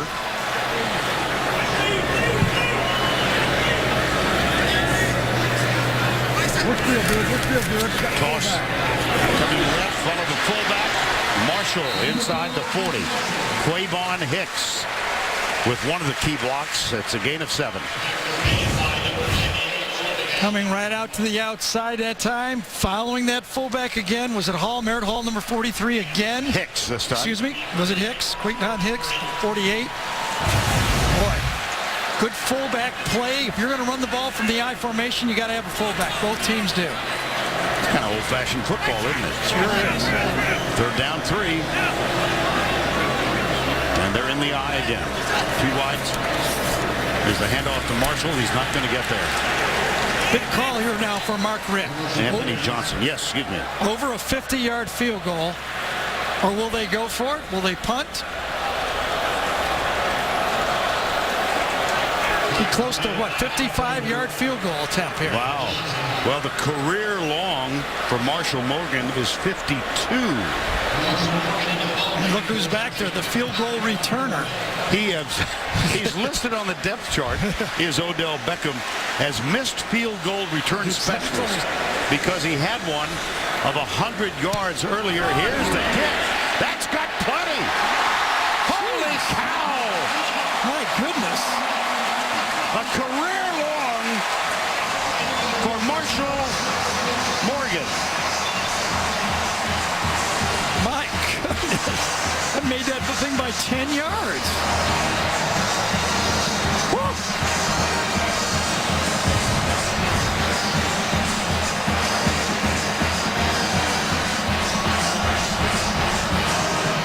Check for helium. Check for helium. Odell Beckham said, I don't have a chance on this one. My gracious. Ha. Oh, boy. Suspended for violation of team rules for the first 2 games. Came in 1 of 2. His career long was 52. 55 yards.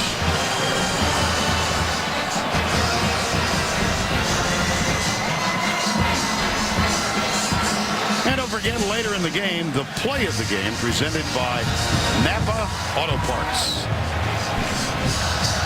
This is how we started the half. Georgia up by 7.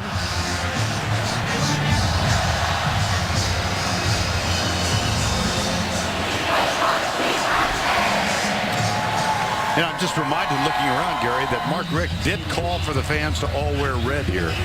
They listened. They did. Yeah. My gracious. Except for the purple and gold folks. Odell Beckham Jr., he'll return it. Comes right. And has to hurdle a defender to get out of bounds. Tune in for college, pro, and fantasy coverage from a fan's perspective. Take back your Sundays with that other pregame show tomorrow morning, starting at 9 Eastern on CBS Sports Network, the 24-hour home of CBS Sports. J.C. Copeland, you noted that he was back on the field goal attempt, and he is back on the field at fullback now. Well, LSU proved they could run the ball last series. Let's see if they're going to try to get Beckham and Landry and Boone back in this football game. Kenny Hilliard is making his first appearance, number 27. So we've seen each of the quartet. Hilliard is the last to make an appearance. They do use all 4, though the featured back now is Hill. And just an interesting footnote, at some point in their career, Hill, Blue, McGee, and Hilliard has each run over 100 yards in a game. 2nd and 7. There you go.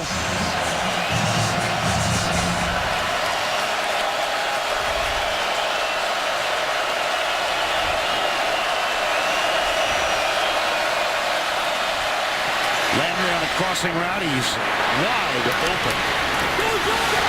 Still, yep. Yeah, all the way out to the 50-yard line. Ran the formation into the sideline and then just cross underneath one of those undercuts off play action pass. Get the ball to your playmakers. You're up against linebackers. You know, when you have one of those big linebackers chasing that time, Jenkins, not a chance. Here's Hilliard on the first down carry.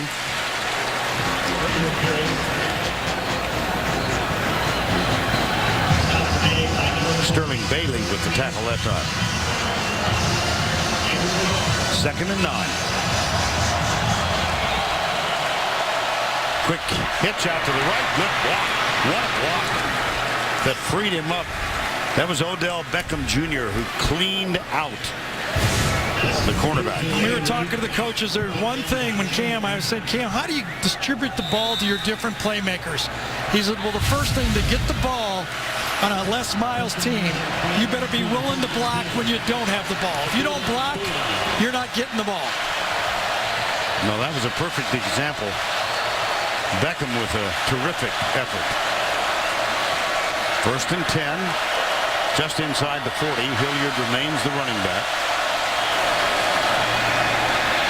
Mettenberger going deep down the middle. It's incomplete, almost caught by Cadron Boone, who's got 2 touchdown receptions today. And then Trey Matthews, a true freshman safety. He's been nicknamed already by his teammates Trigger Trey. Yeah, it was a great throw, great defense. You know, he didn't get a free shot on him. It wasn't a defenseless player. I think he went through the ball. He wasn't trying to lay him out. Good play by everybody. Georgia mixed up defensively now. Have to scurry to get everybody set. Herrera is looking back. There's a little screen underneath the hill. And there was some confusion defensively. Garrison Smith finally made the tackle. Yeah, it was a good read by Smith. If he would not have read that screen play, Hill would have got a head of steam and really turned it up. He forced Hill to cut back and allowed his other teammates to make the play. 3rd down and 3. Gotta believe LSU is thinking 4 downs right here.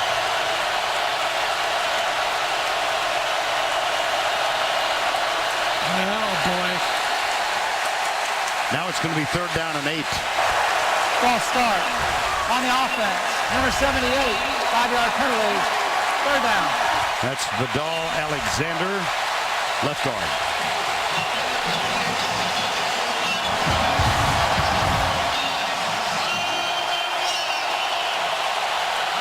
The Georgia defense again was threatening blitz, and you could see out of the peripheral vision, Vidal saw that and said he had just moved a little bit too much.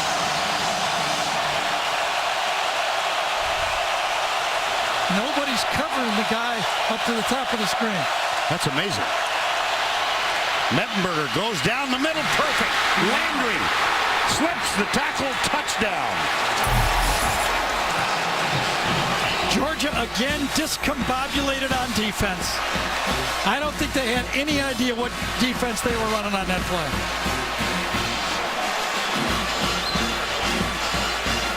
You see them even after the play talking to each other. Delahousie on to tie this one up with 3:40 to go, 3rd quarter. What a throw. Just as good as the throw that was broken up before.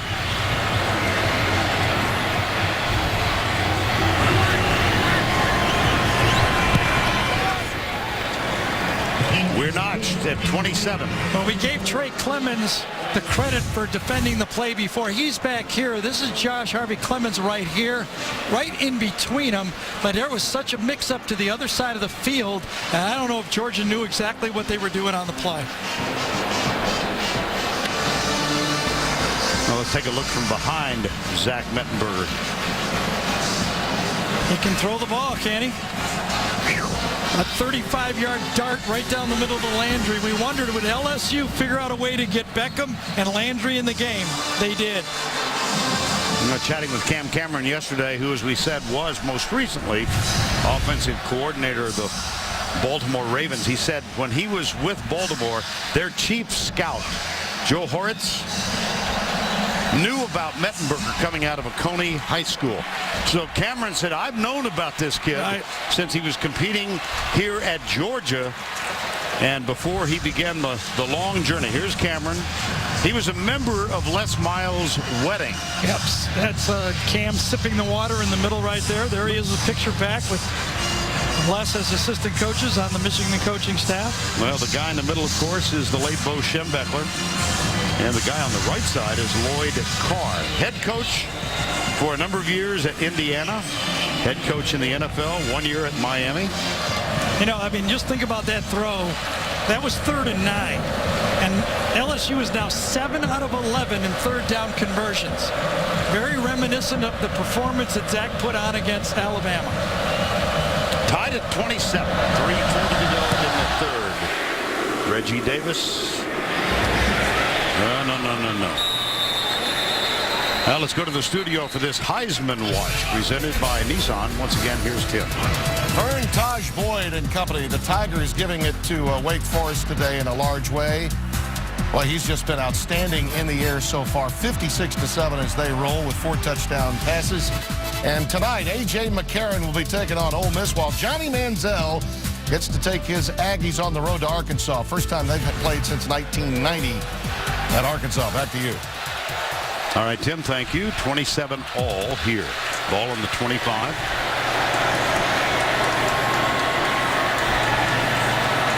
Marshall is the running back.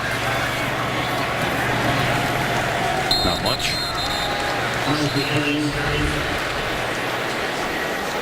Lamine Barrow makes the stop.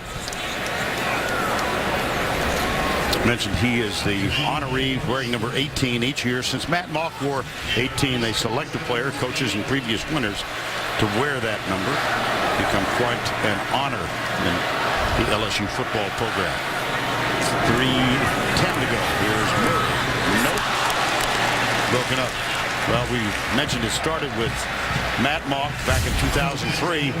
Then the number was worn by Jacob Hester. He handed off to Richard Dixon, Murphy, Taylor, Benny Logan, and this year it's Lamine Barrow. Considered an honor if you are an LSU football player. When will the LSU front four make a play? Or will John Chavis and LSU continue to have to blitz to get pressure on Aaron Murray? 3rd and 7 here. In contrast to LSU, Georgia not all that effective on third downs, and they are not effective on this one. That has not been called all day, and it wasn't called there. Jalen Mills this time doing the defending.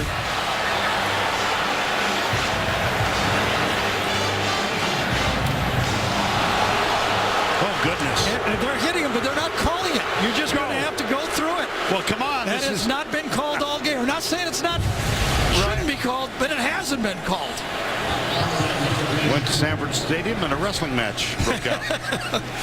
4th and 7. Well, that's 2 or 3 examples of what might have been called. Remember, Mettenberger had one. LSU had one early. Both sides. Ball's loose. Good, and Georgia's got it.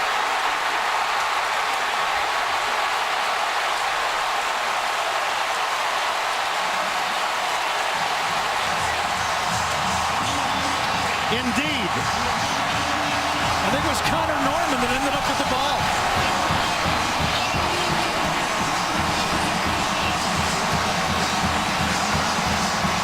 Well, your surest player on the field misses it. It hits his face mask. Opportunity to get the football there, but didn't come up with it, and Beckham misses it, and Connor Norman grabs it. You see who hit him? 69, Trent Fricks, the snapper. But he missed it before that, though, right? Well, I mean, true, yeah. he dropped that ball freely. It wasn't on the hit. He muffed the punt. And so, at the 20, Aaron Murray and the Bulldogs, 2:47 to go. Third quarter, draw play Marshall. No. That's Daniil Hunter, number 94. Oh, Vern. Well, that was unexpected. Yeah, a little bit of karma there, as you were saying it should have been pass interference on the play. So. I didn't. I would assert myself that way. I'm not saying you weren't right. It's just that pitch has not been called a strike all day. There you go. Here's the handoff coming left. Marshall. And Lamine Barrow makes the stop. Following the two big guys inside, Lee, and Barrow comes across, sorts it out, makes the play. This trips formation has been giving LSU trouble all day. Will they get pressure? Will they blitz? Well, they've got 4 down defensively. It's another 3rd down, 3rd and 6. And are you kidding? Did LSU call time, or was it Georgia? False start on the offense. Number 86, 5-yard penalty. Whoa. Remains 3rd down.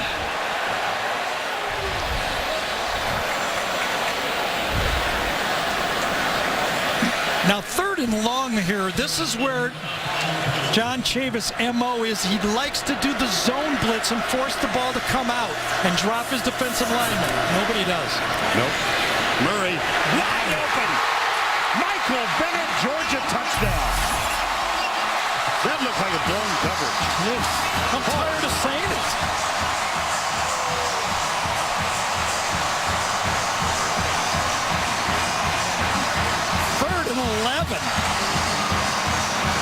Vern, LSU has the most defensive backs in the NFL. They could use a few. That's about as easy as you can do it. Marshall Morgan for the extra point. Bulldogs back on top. The trips formation have been giving them problems all day. And it was again.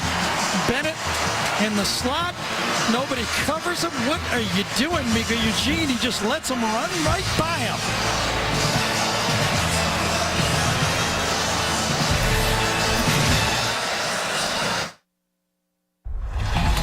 Jason Duffner. Duffmeister. Duff Daddy. The dude. The Duff. The guy's fun. He's always joking around with the other players. He's always posting something on Twitter or Facebook. He's like huge on social media. Duffner. Pretty awesome. It's hilarious. He's got a great story. He taught himself how to play. Guy's unflappable out there. He walked on at Auburn, and everything he has, he's worked for. I think that's why people connect with him. Love him. Love Duffner. Everybody loves the Duff. Well, this sea of red has sent waves lapping over the stadium.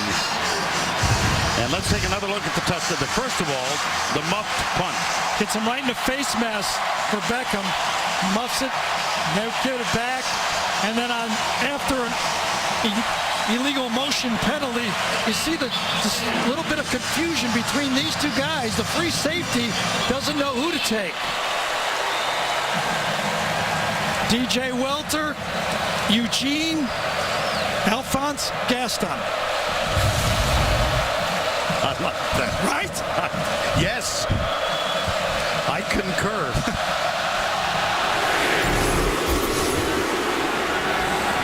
Beckham again. Yard in. You better not let him loose. And let's go back to the studio for this Liberty Mutual update. Everybody's talking about the Pac-12, and why not? But are they talking about Oregon State, fellas? Sean Mannion to Connor Hamlet, 11 yards, a school record 6 touchdowns for the Oregon State quarterback. He's 21 on the season with only 2 INTs. Don't look now, but they'll be solely ahead in the Pac-12 North, and that's some pretty stiff competition in what many people believe is the second best conference in America. Back to Vernon Garrett. All right, Tim, who would be number 1 in your mind? I wonder. First down at the 30.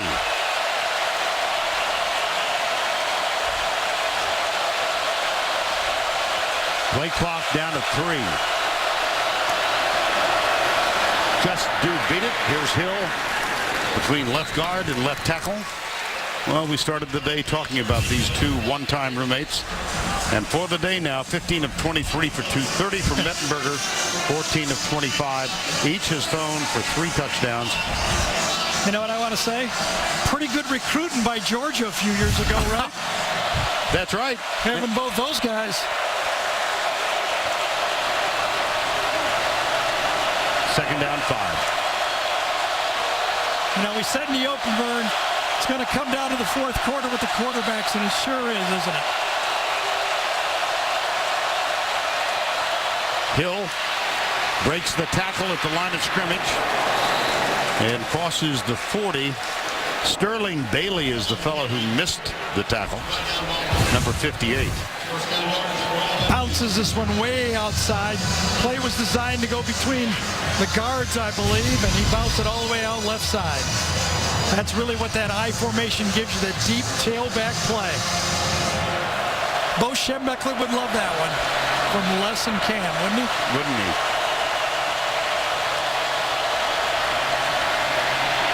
Mettenberger right side. Beckham. Swan brings him down from behind. Number 5, Damian Swan. 17 yards on that one. As the trips formation has really helped Georgia, the stack twin formation where both Landry and Beckham are together has given the Georgia defense problems. Now that'll be the end of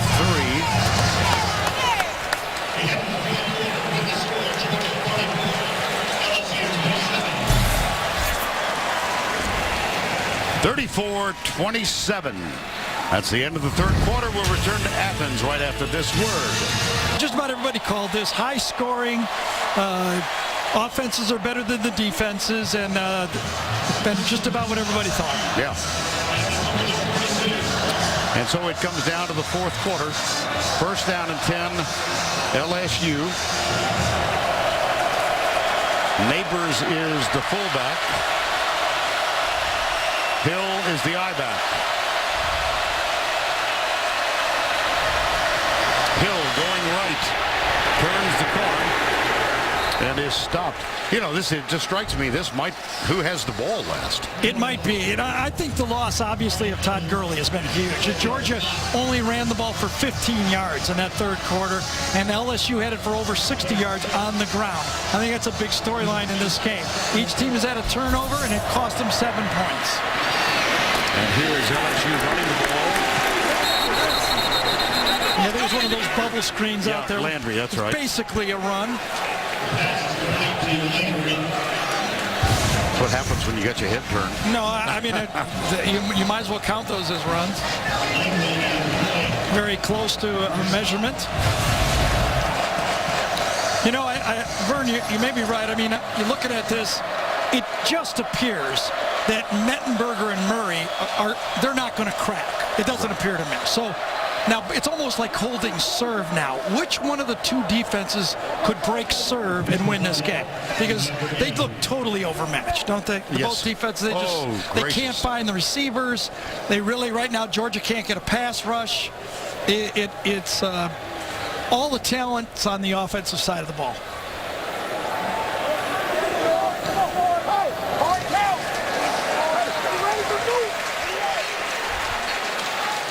Well, about 12 links of chain. Love the patience that Cam Cameron has used calling plays. He understands he can throw the ball and he has mismatches, but he realized he has to run it just enough. And, you know, they've taken that 13 yards running up to almost 80 yards running. That has been a big difference on how the play calling has worked for LSU. Well, Gary noted a moment ago in the third quarter how effective LSU has been on third downs. 7 of 11 converted thus far.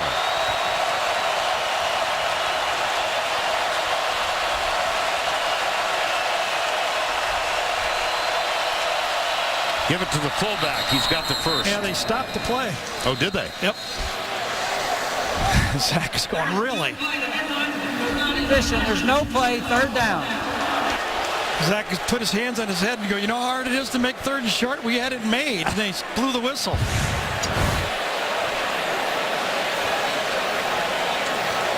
Everybody was ready but the clock guy, I guess. I guess. Yeah.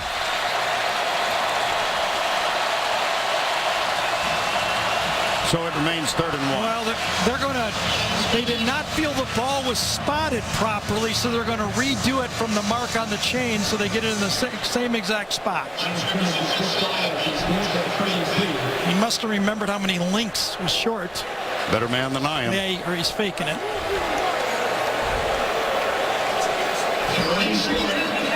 Have you noticed less Reset than the all game clock to 14:25.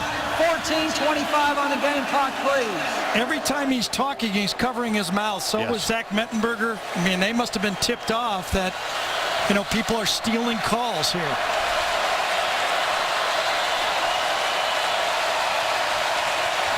Neighbors is the fullback. Jeremy Hill, the tailback.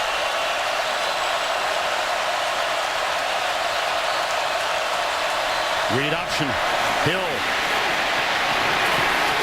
Oh, he is scissored, but I think he got 13 links and he needed 12.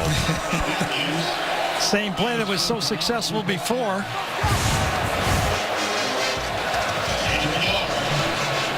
See, no one forced the pitch that time, so there was no room to cut back. Jordan Jenkins was not eliminated on the end line on the scrimmage, but still a first down. This is this tight twin formation that has given Georgia a little trouble. Beckham and Landry. That's Dixon, the tight end. McGee is the running back now. Play action. Mettenberger, again, no pass rush. And again, a man wide open. Did he control the ball? I don't think so. I don't think so. Great play by the safety coming across that time. I think it was Harvey Clemens. Ball was put in the right spot. Harvey Clemens comes right into the midsection. Doesn't cheap shot him. Good defense. And a 2nd down and 10. Mentioned at the opening of the afternoon telecast, LSU has won 7 and lost 6 in Sanford Stadium. One of the few teams. He's coming. Oh, he's drops back. Mettenberger. He thought he was too. Ooh. Oh, wow. Jordan Jenkins had one, didn't he? Yes. He roomed with Jarvis Jones. He tweets Jarvis Jones, and Jarvis Jones would have made that. That's what that's the text he's going to get tomorrow. Yeah, he'll hear from Jarvis Jones. 3rd and 10. That would have been the stop, the one defensive stop to make a play.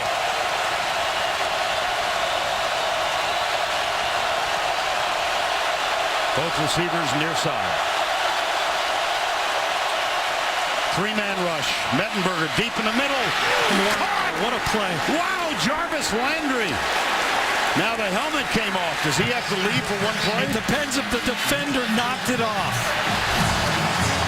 But even if he does, it's worth it. Ball again put in a perfect position. You can't throw it any better. Cam Cameron calls it throwing the receiver open. That's exactly what happened. That's a 25-yard gain and a 1st and goal. Kenny Hilliard is back in. What a beautiful play.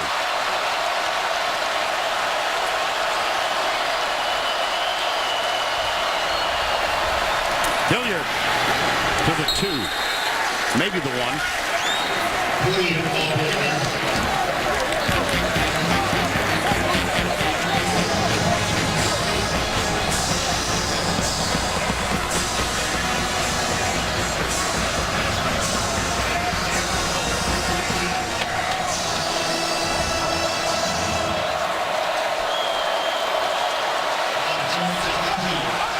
Hilliard's still the tailback.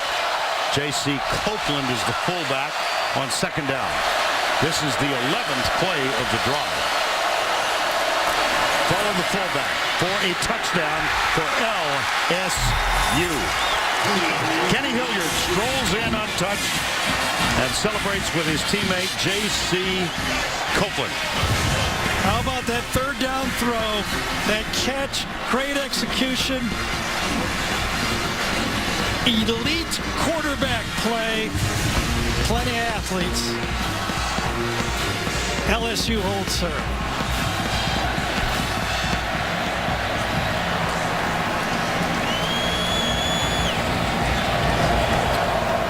"11 plays, 70 yards, 416. And Delahoussie's extra point ties it up 34-34. That third down play is worth another look. That was a brilliant throw. Yeah, actually, Todd Grantham that time had a trick defense on. Zach thought it was too deep, but it's a shift this way. He throws the ball into between 3 Georgia defenders. Watch the shift to the middle of the field. He has the defense on that he wants, but he throws a perfect ball.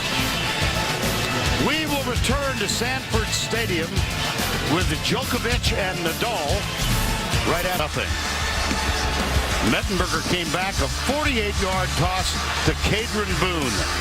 Behind Damian Swan, 7-7. There was an interception that set up the second LSU touchdown, 4-yarder to Boone. And then Conley's 25-yard touchdown reception from Aaron Murray tied it up 14-14. Key play in the game. Todd Gurley, injured left ankle. He's in cities on the sidelines. With the score 24-17, Murray made it that way. And then a 55-yard field goal. Could have gone 65. That was from Marshall Morgan. Mettenberger's having a fine afternoon. So is Jarvis Landry. Tied at 27. Murray back. Found Michael Bennett, 21-yard touchdown, 34-27. And then a moment ago, here's the toss to Kenny Hilliard, followed J.C. Copeland, extra point good. And we're in the fourth quarter with a lot of time left.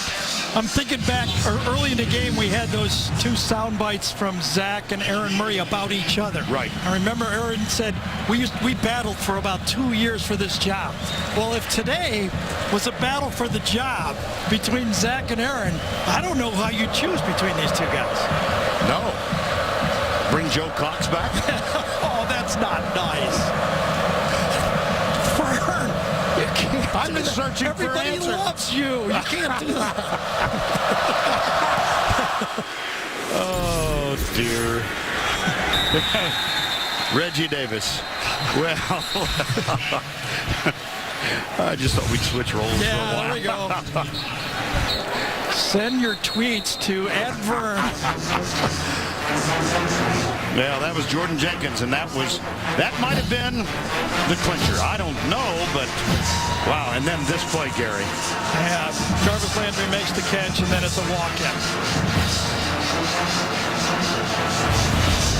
So here we are, 12-17 remaining. Heavyweight bout indeed. Conley.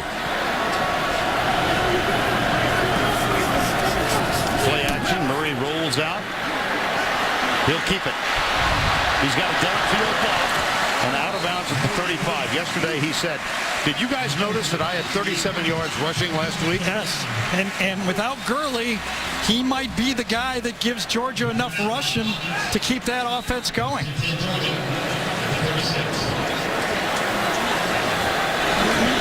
First and 10. Ball at 36. Marshall getting a heavy workload because of the injury to Todd Gurley.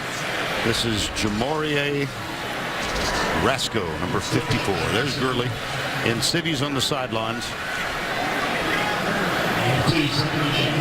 Second down and 8.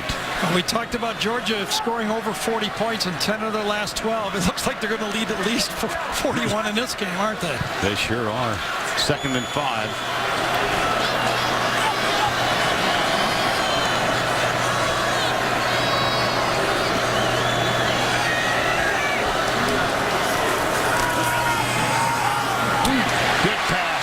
Nice catch, Conley.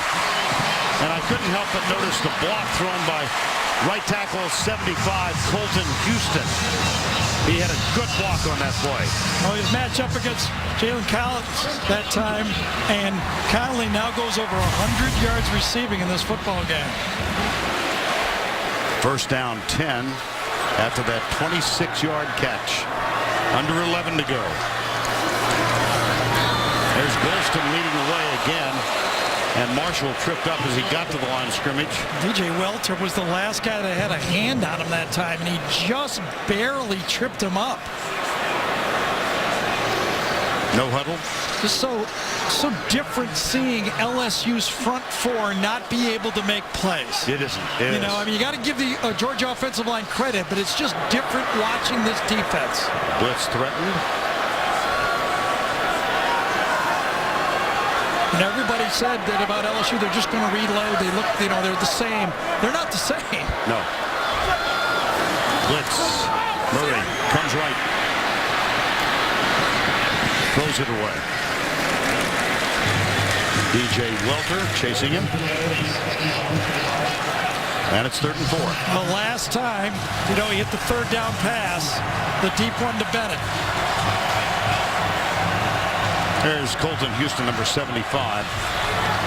He's playing for the first time after a 3-year battle over a substance issue with the NCAA. It's a complex story, but kind of amazing. He's out here pulling and blocking, and I don't think so. Interesting call. Yeah. You wonder if they're going to go for it here. With the call being made, you wonder if they're saying we're going to give them 2 downs to make the first down. 4th and 2. Jalen Mills is the injured player.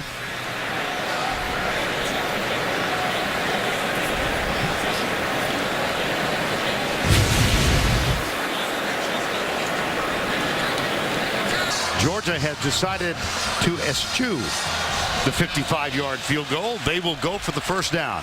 Yeah, he likes to go to Michael Bennett in this situation. 4th down and 2. Andrews will snap it back, which he does. Murray across the middle, got him. Justin Scott Wesley. You really got to love, and it's going to be probably roughing the passer too on the play.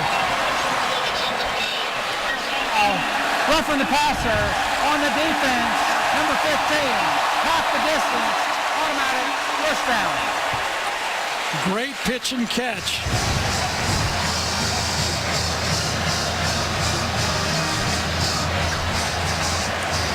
Let's take a look and see what the call was.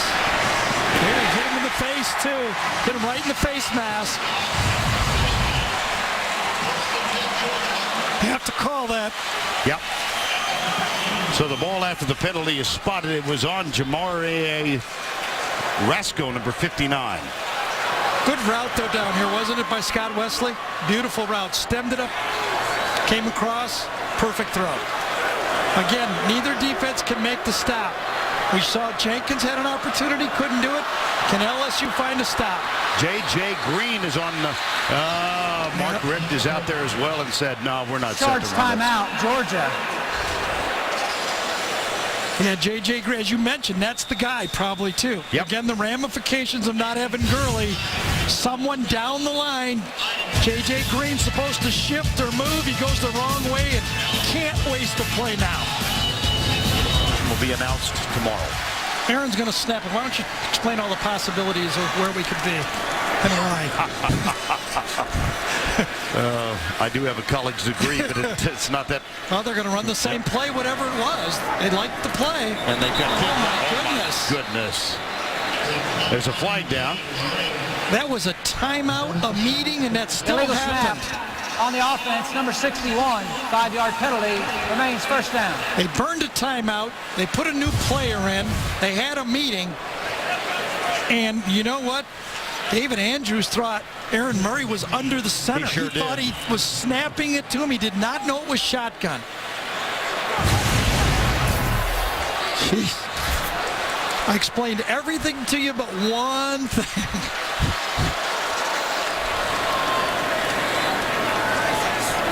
On 1st and 15, Murray. Down the middle again, incomplete. Knocked away. It was intended for Conley.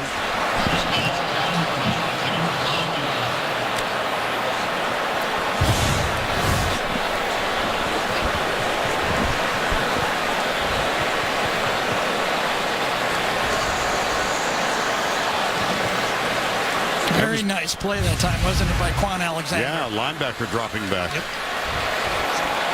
2nd and 15 in a tie game with under 9 to play.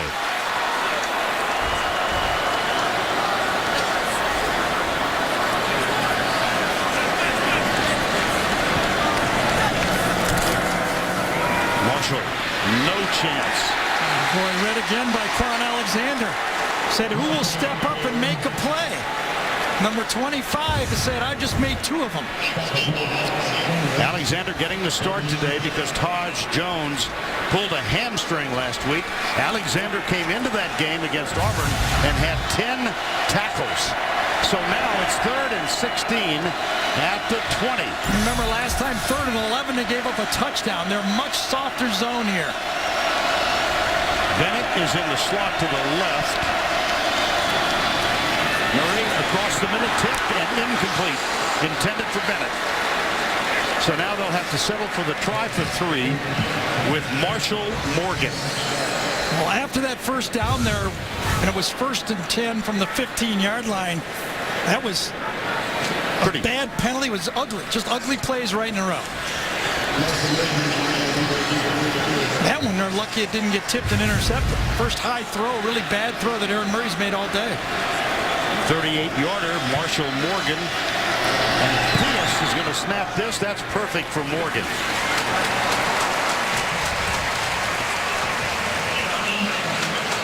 Our crack statistician is very happy. The Terps, undefeated this time. Real, and he got a pop for the 3rd week in a row. Yeah, there you go. Real interesting time of the game here now for LSU. Beckham, he will bring it out from about 4 yards in. And he's tackled. I don't think with 8 minutes to go in the 4th quarter, you can really think clock. I mean, it'd be nice to have a 7-minute drive and score the touchdown. But I think you also got to balance that with maybe if we go a little faster, we'll get the ball back. I mean, one thing they know, if anybody's going to score next, it's got to be LSU. Georgia gets the ball back up 3, they might not get it back again.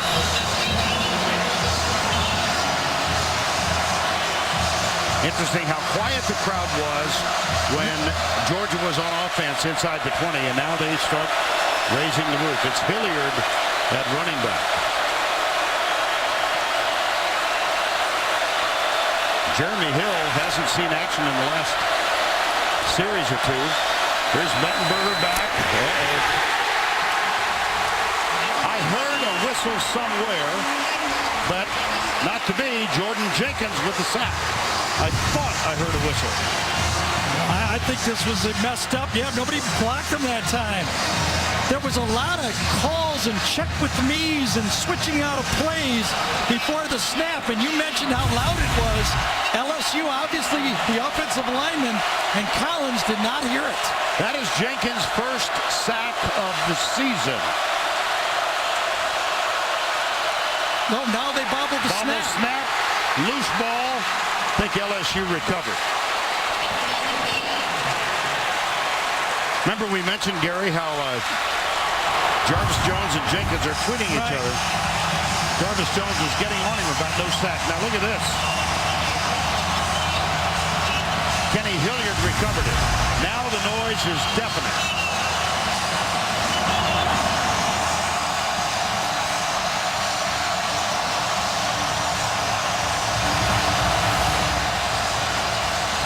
LSU needs to snap this ball. They cannot take a timeout.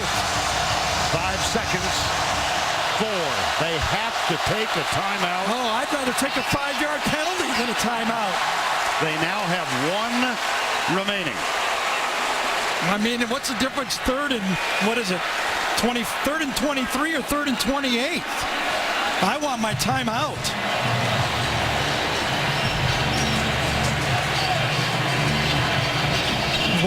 What a discombobulated series by LSU. Nice word.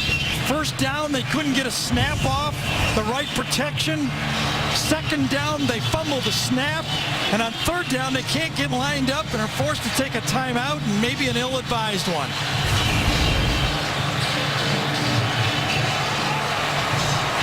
We were defense might make a stop. It was the offense. Yeah. I didn't think they would do that. Stop themselves.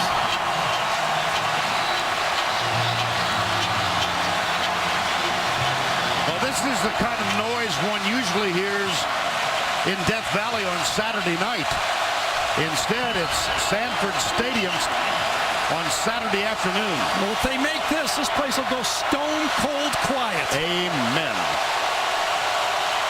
3rd and 23. 3 down linemen.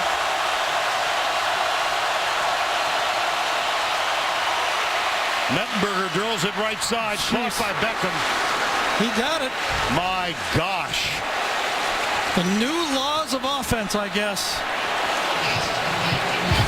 How about that? Needed 23, got 24. I mean, not only that, the defense was lined up right at 23 yards and still let him get open.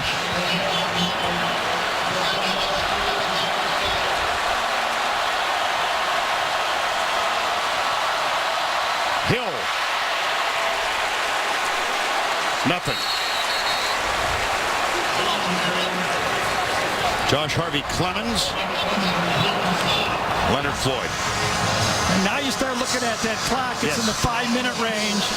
And you start to say, can we put this into the end zone, under a minute? 2nd down 9. Landry and Beckham. Top of the screen. I formation. Play action. Mettenberger across the middle. Crossing pattern again. It's Landry. That has been so effective for them today. That short crossing route, we call them over routes. Right across the linebackers and shallow. And here I am saying they're wasting a timeout and they make a 1st down. The rules have changed. Everything's different now. Great throw, great play, and now they're in a position to maybe run this thing out and put points on the board. Mettenberger. Again the crossing route. Again it's Landry. And again a missed tackle. And now they're at the 35-yard line.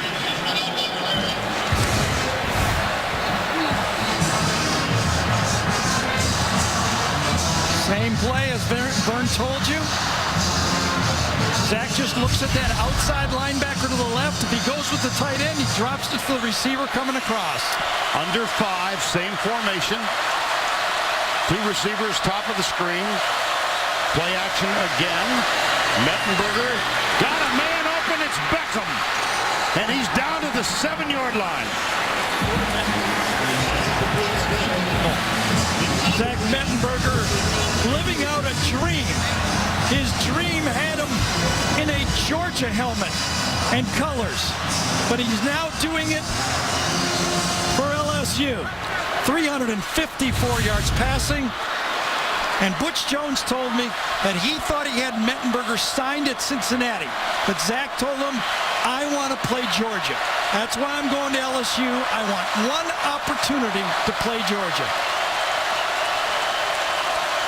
Toss to Hill. Comes outside, he'll score. And LSU has gone on top. 3rd and 23. Yep. Same play they scored with before, bouncing it out to the outside. And Hill looked basically a walk-in. Think about how that drive started. Yes. Delahousie. Fruget will hold.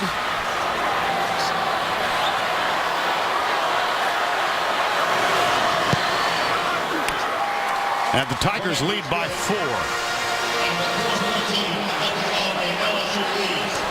3rd and 23. Well, I'm back here saying the strategy should have been to save a timeout. And they got that one, but then they came to Beckham later to get it in position to score. And then the pitch to come to the outside for the touchdown.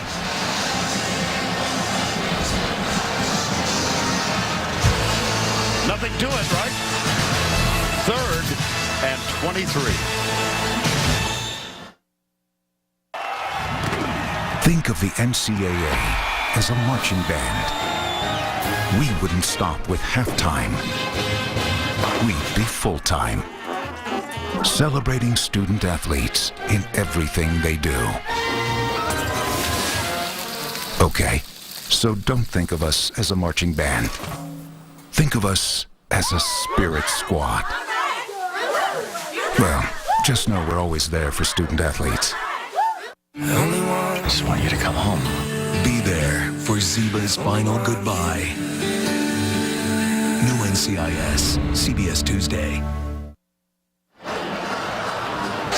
Rather extraordinary drive by the LSU Tigers as for the 5th time they reclaim the lead. It's 41-37.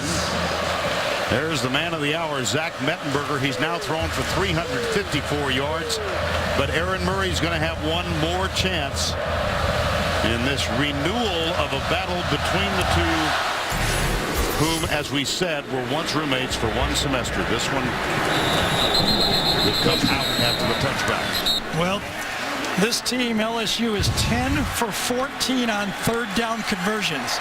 And probably as big as I've ever seen is that 3rd down conversion, 3rd and 23. Led to the drive. Good news for LSU. They finally got the lead. Bad news, 4-down territory, and Aaron Murray has a chance to take it back. Georgia has 2 timeouts remaining. Clock at 4:14.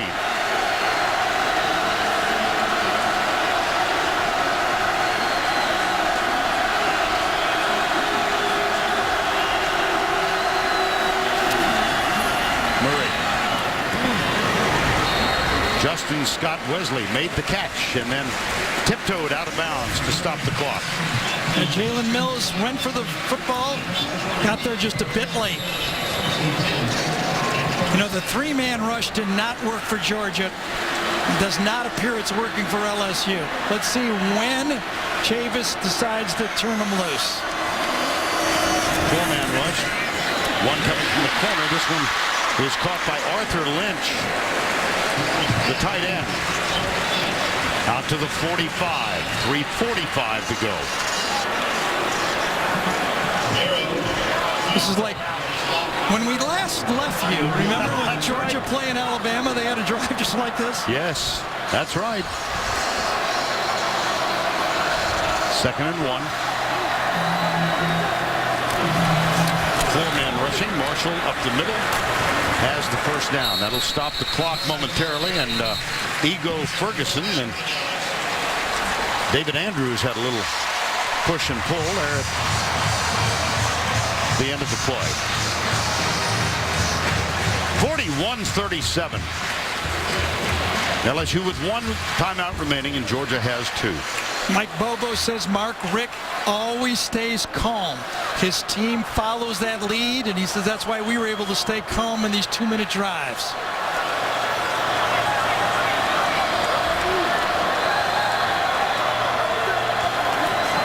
Three-man rush again. Murray with time goes back to Lynch over the middle. Well, take a look at it. LSU's deep safeties are lining up 20 yards deep. The linebackers are dropping to 15 yards. And with, 2.5 minutes, 3 minutes to go in the game, Aaron Murray's saying, thank you very much. I'll just drop it off and get it to the 50-yard line. That's Jamarie Rasco, the injured player. And the clock is stopped with 2:39 to go.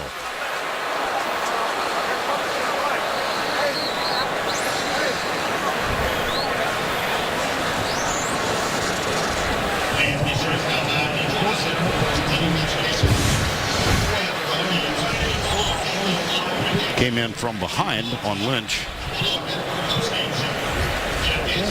And the officials will use this injury time to measure for a first down to see if indeed the marker said 2nd down and 1. Yeah, it's first down.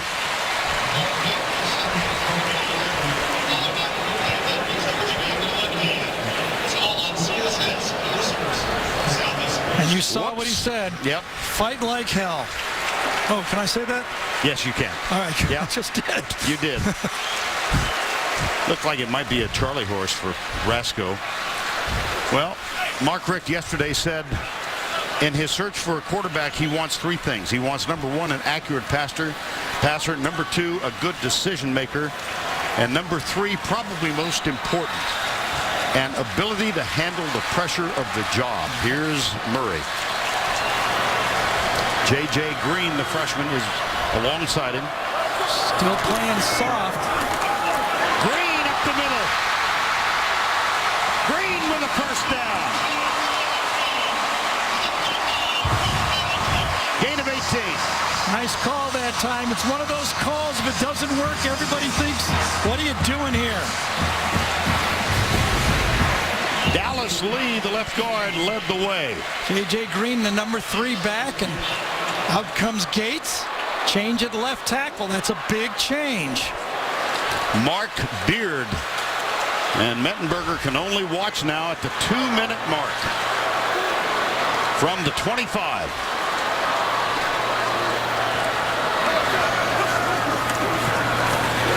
Three-man rush. Murray deep. Got him open. Touchdown! Justin Scott Wesley.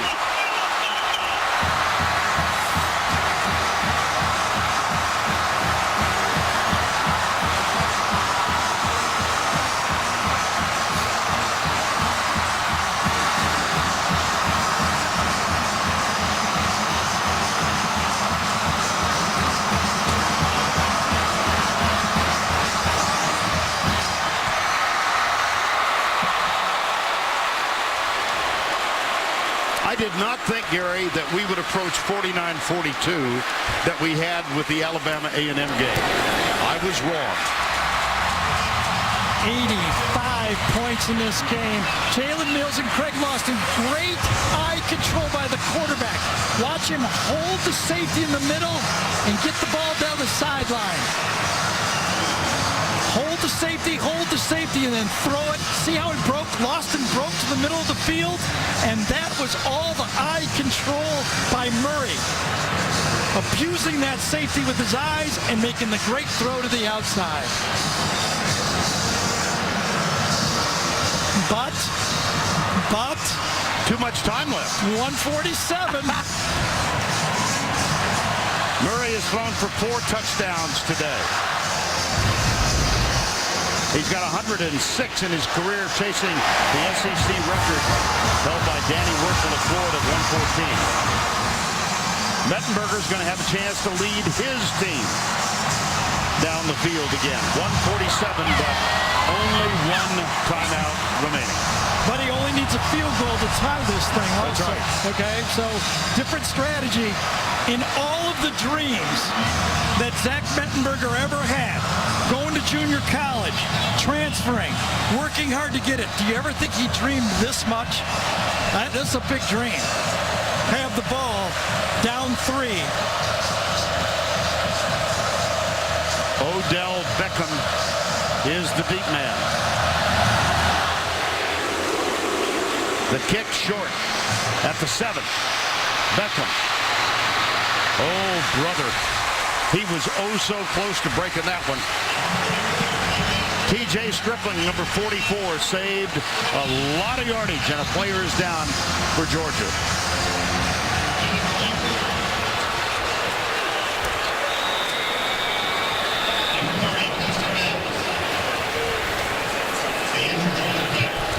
It's Costa Boblis as Murray. You saw the graphic, and here's the special teams standout for Georgia.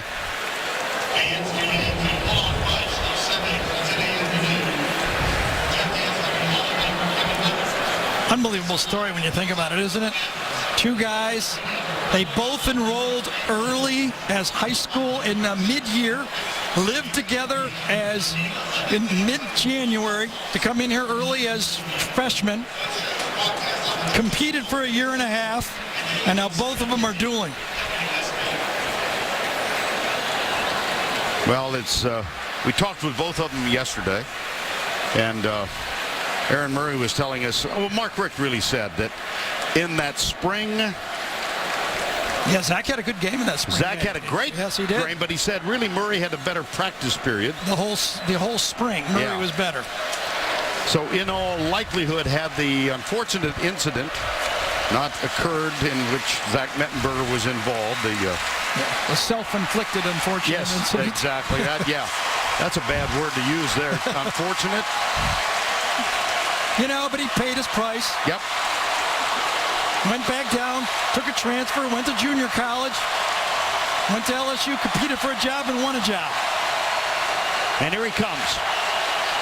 Grew up in Watsonville, played for Oconee County High School, had 3 different head coaches in his 3 years at the high school. Now he's under the tutelage of Cam Cameron, and he's facing a hostile team and a hostile environment.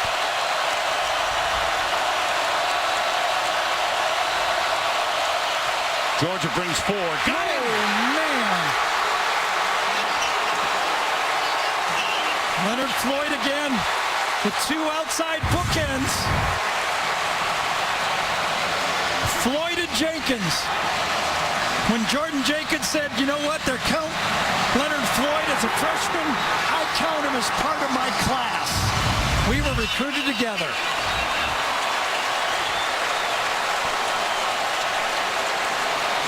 LSU took a timeout, I guess, right? It looks that way. And I wonder if they took the timeout because Zach was dazed.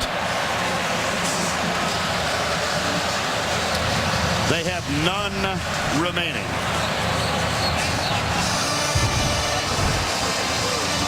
Oh, boy, did he split. He split the 2 offensive linemen.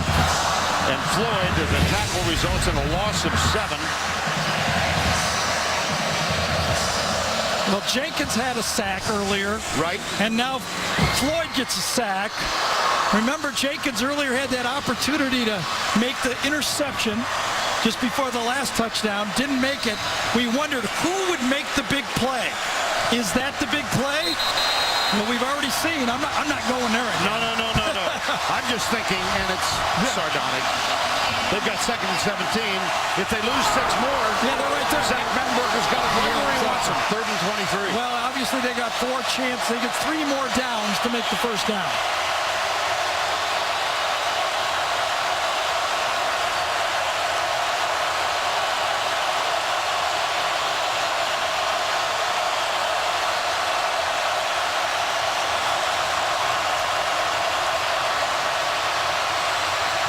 Across the middle deep, caught by Beckham. Yep, jeez. Wow. 2 NFL receivers and a crossing route. Terry Bradshaw's favorite play. I knew that. Right? I did know that, the deep dig. Yep. Lynn Swan, John Stallworth, go across the middle. I don't care if there's 3 guys there. I'll hit you with the football. Here's the snap on first down. Across the middle, incomplete.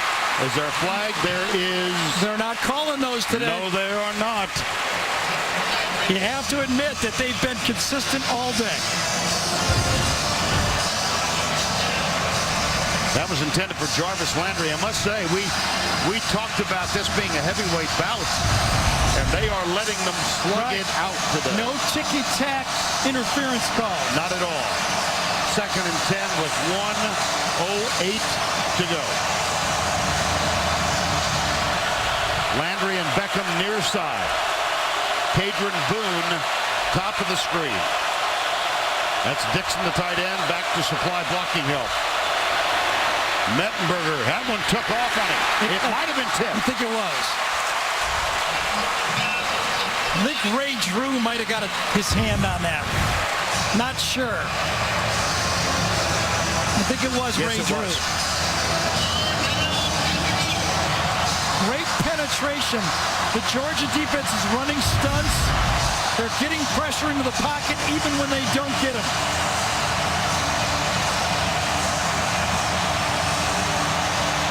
Delahousie is the new place kicker for LSU. A 3-point game, 3rd and 10. Blitz up the middle. Mettenberger across the middle. Incomplete. Is there a flag? There is no flag. Tried a back shoulder throw that time. No, it's just a towel down, I believe. think it was number 25, Harvey Clemens did. And, you know, you've got to adapt. When you're the defensive backs and they're not calling that, you can be physical, and he was physical on the play. 4th down 10. One thing I can predict, could be wrong again, but I bet anything, Georgia will not rush 3. Timeout, Georgia.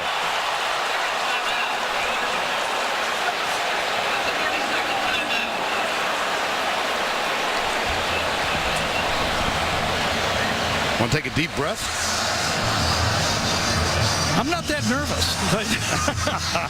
I enjoy watching this. It's great football. Boy. A lot of great athletes on the field. We talked about the offense ahead of the defense. They've been reeling all game, and you can see that without pressure on the quarterbacks, they don't have a chance in the secondary. I think it should be pointed out now that LSU comes in 4-0, 1-0 in conference play. But if they lose this, all of their goals are still attainable. And the same could be said for Georgia with 1 defeat. It's an out-of-conference defeat. Now, I think if they were to lose this one, they would probably not be in the conversation for a national championship. But keep in mind, LSU got there with 2 defeats a few years ago. That would take a lot, though. 4th and 10.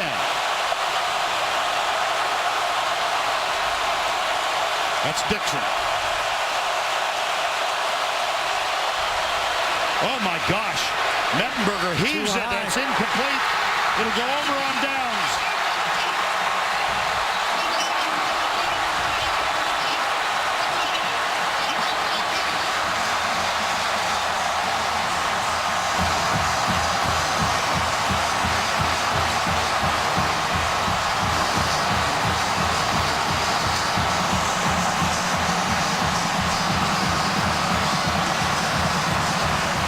Jenkins doesn't get the sack, but he lays out on the play. He could feel the pressure from Leonard Floyd, number 84, as well, and it forced the throw high. Jenkins and 84 Floyd. Odell Beckham slipped on the play, but I think the ball was too high. I don't think it would have been caught no matter what.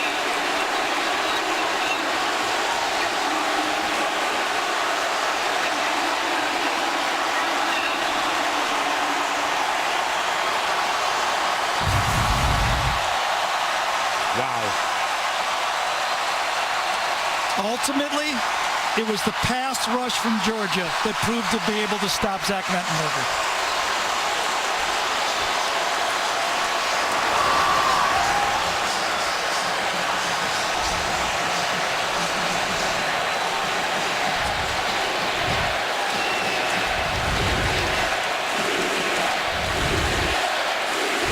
Murray will take a knee. LSU cannot stop it.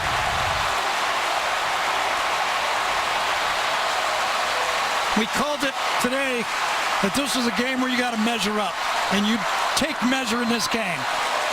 I'll tell you, both quarterbacks measured up. Well, the dream evolved into a bit of a nightmare for Mettenberger, but boy, what heart. It was.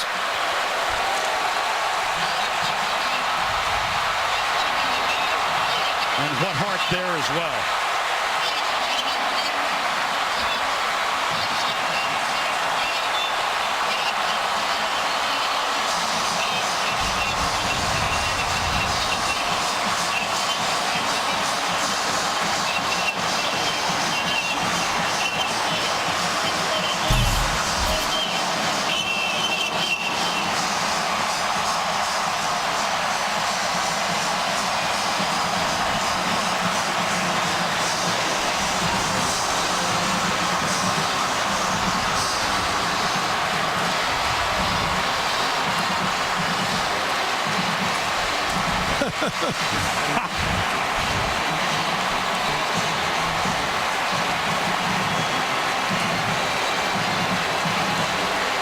How fun is that?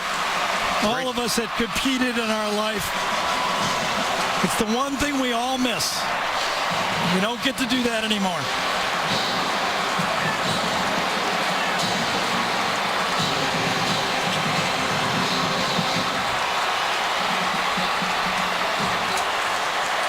And let's go down to Tracy, who's with a couple of people who played a rather significant role in this game. Well, guys, a very emotional scene here. Coach, I see you're tearing up. What did you just say to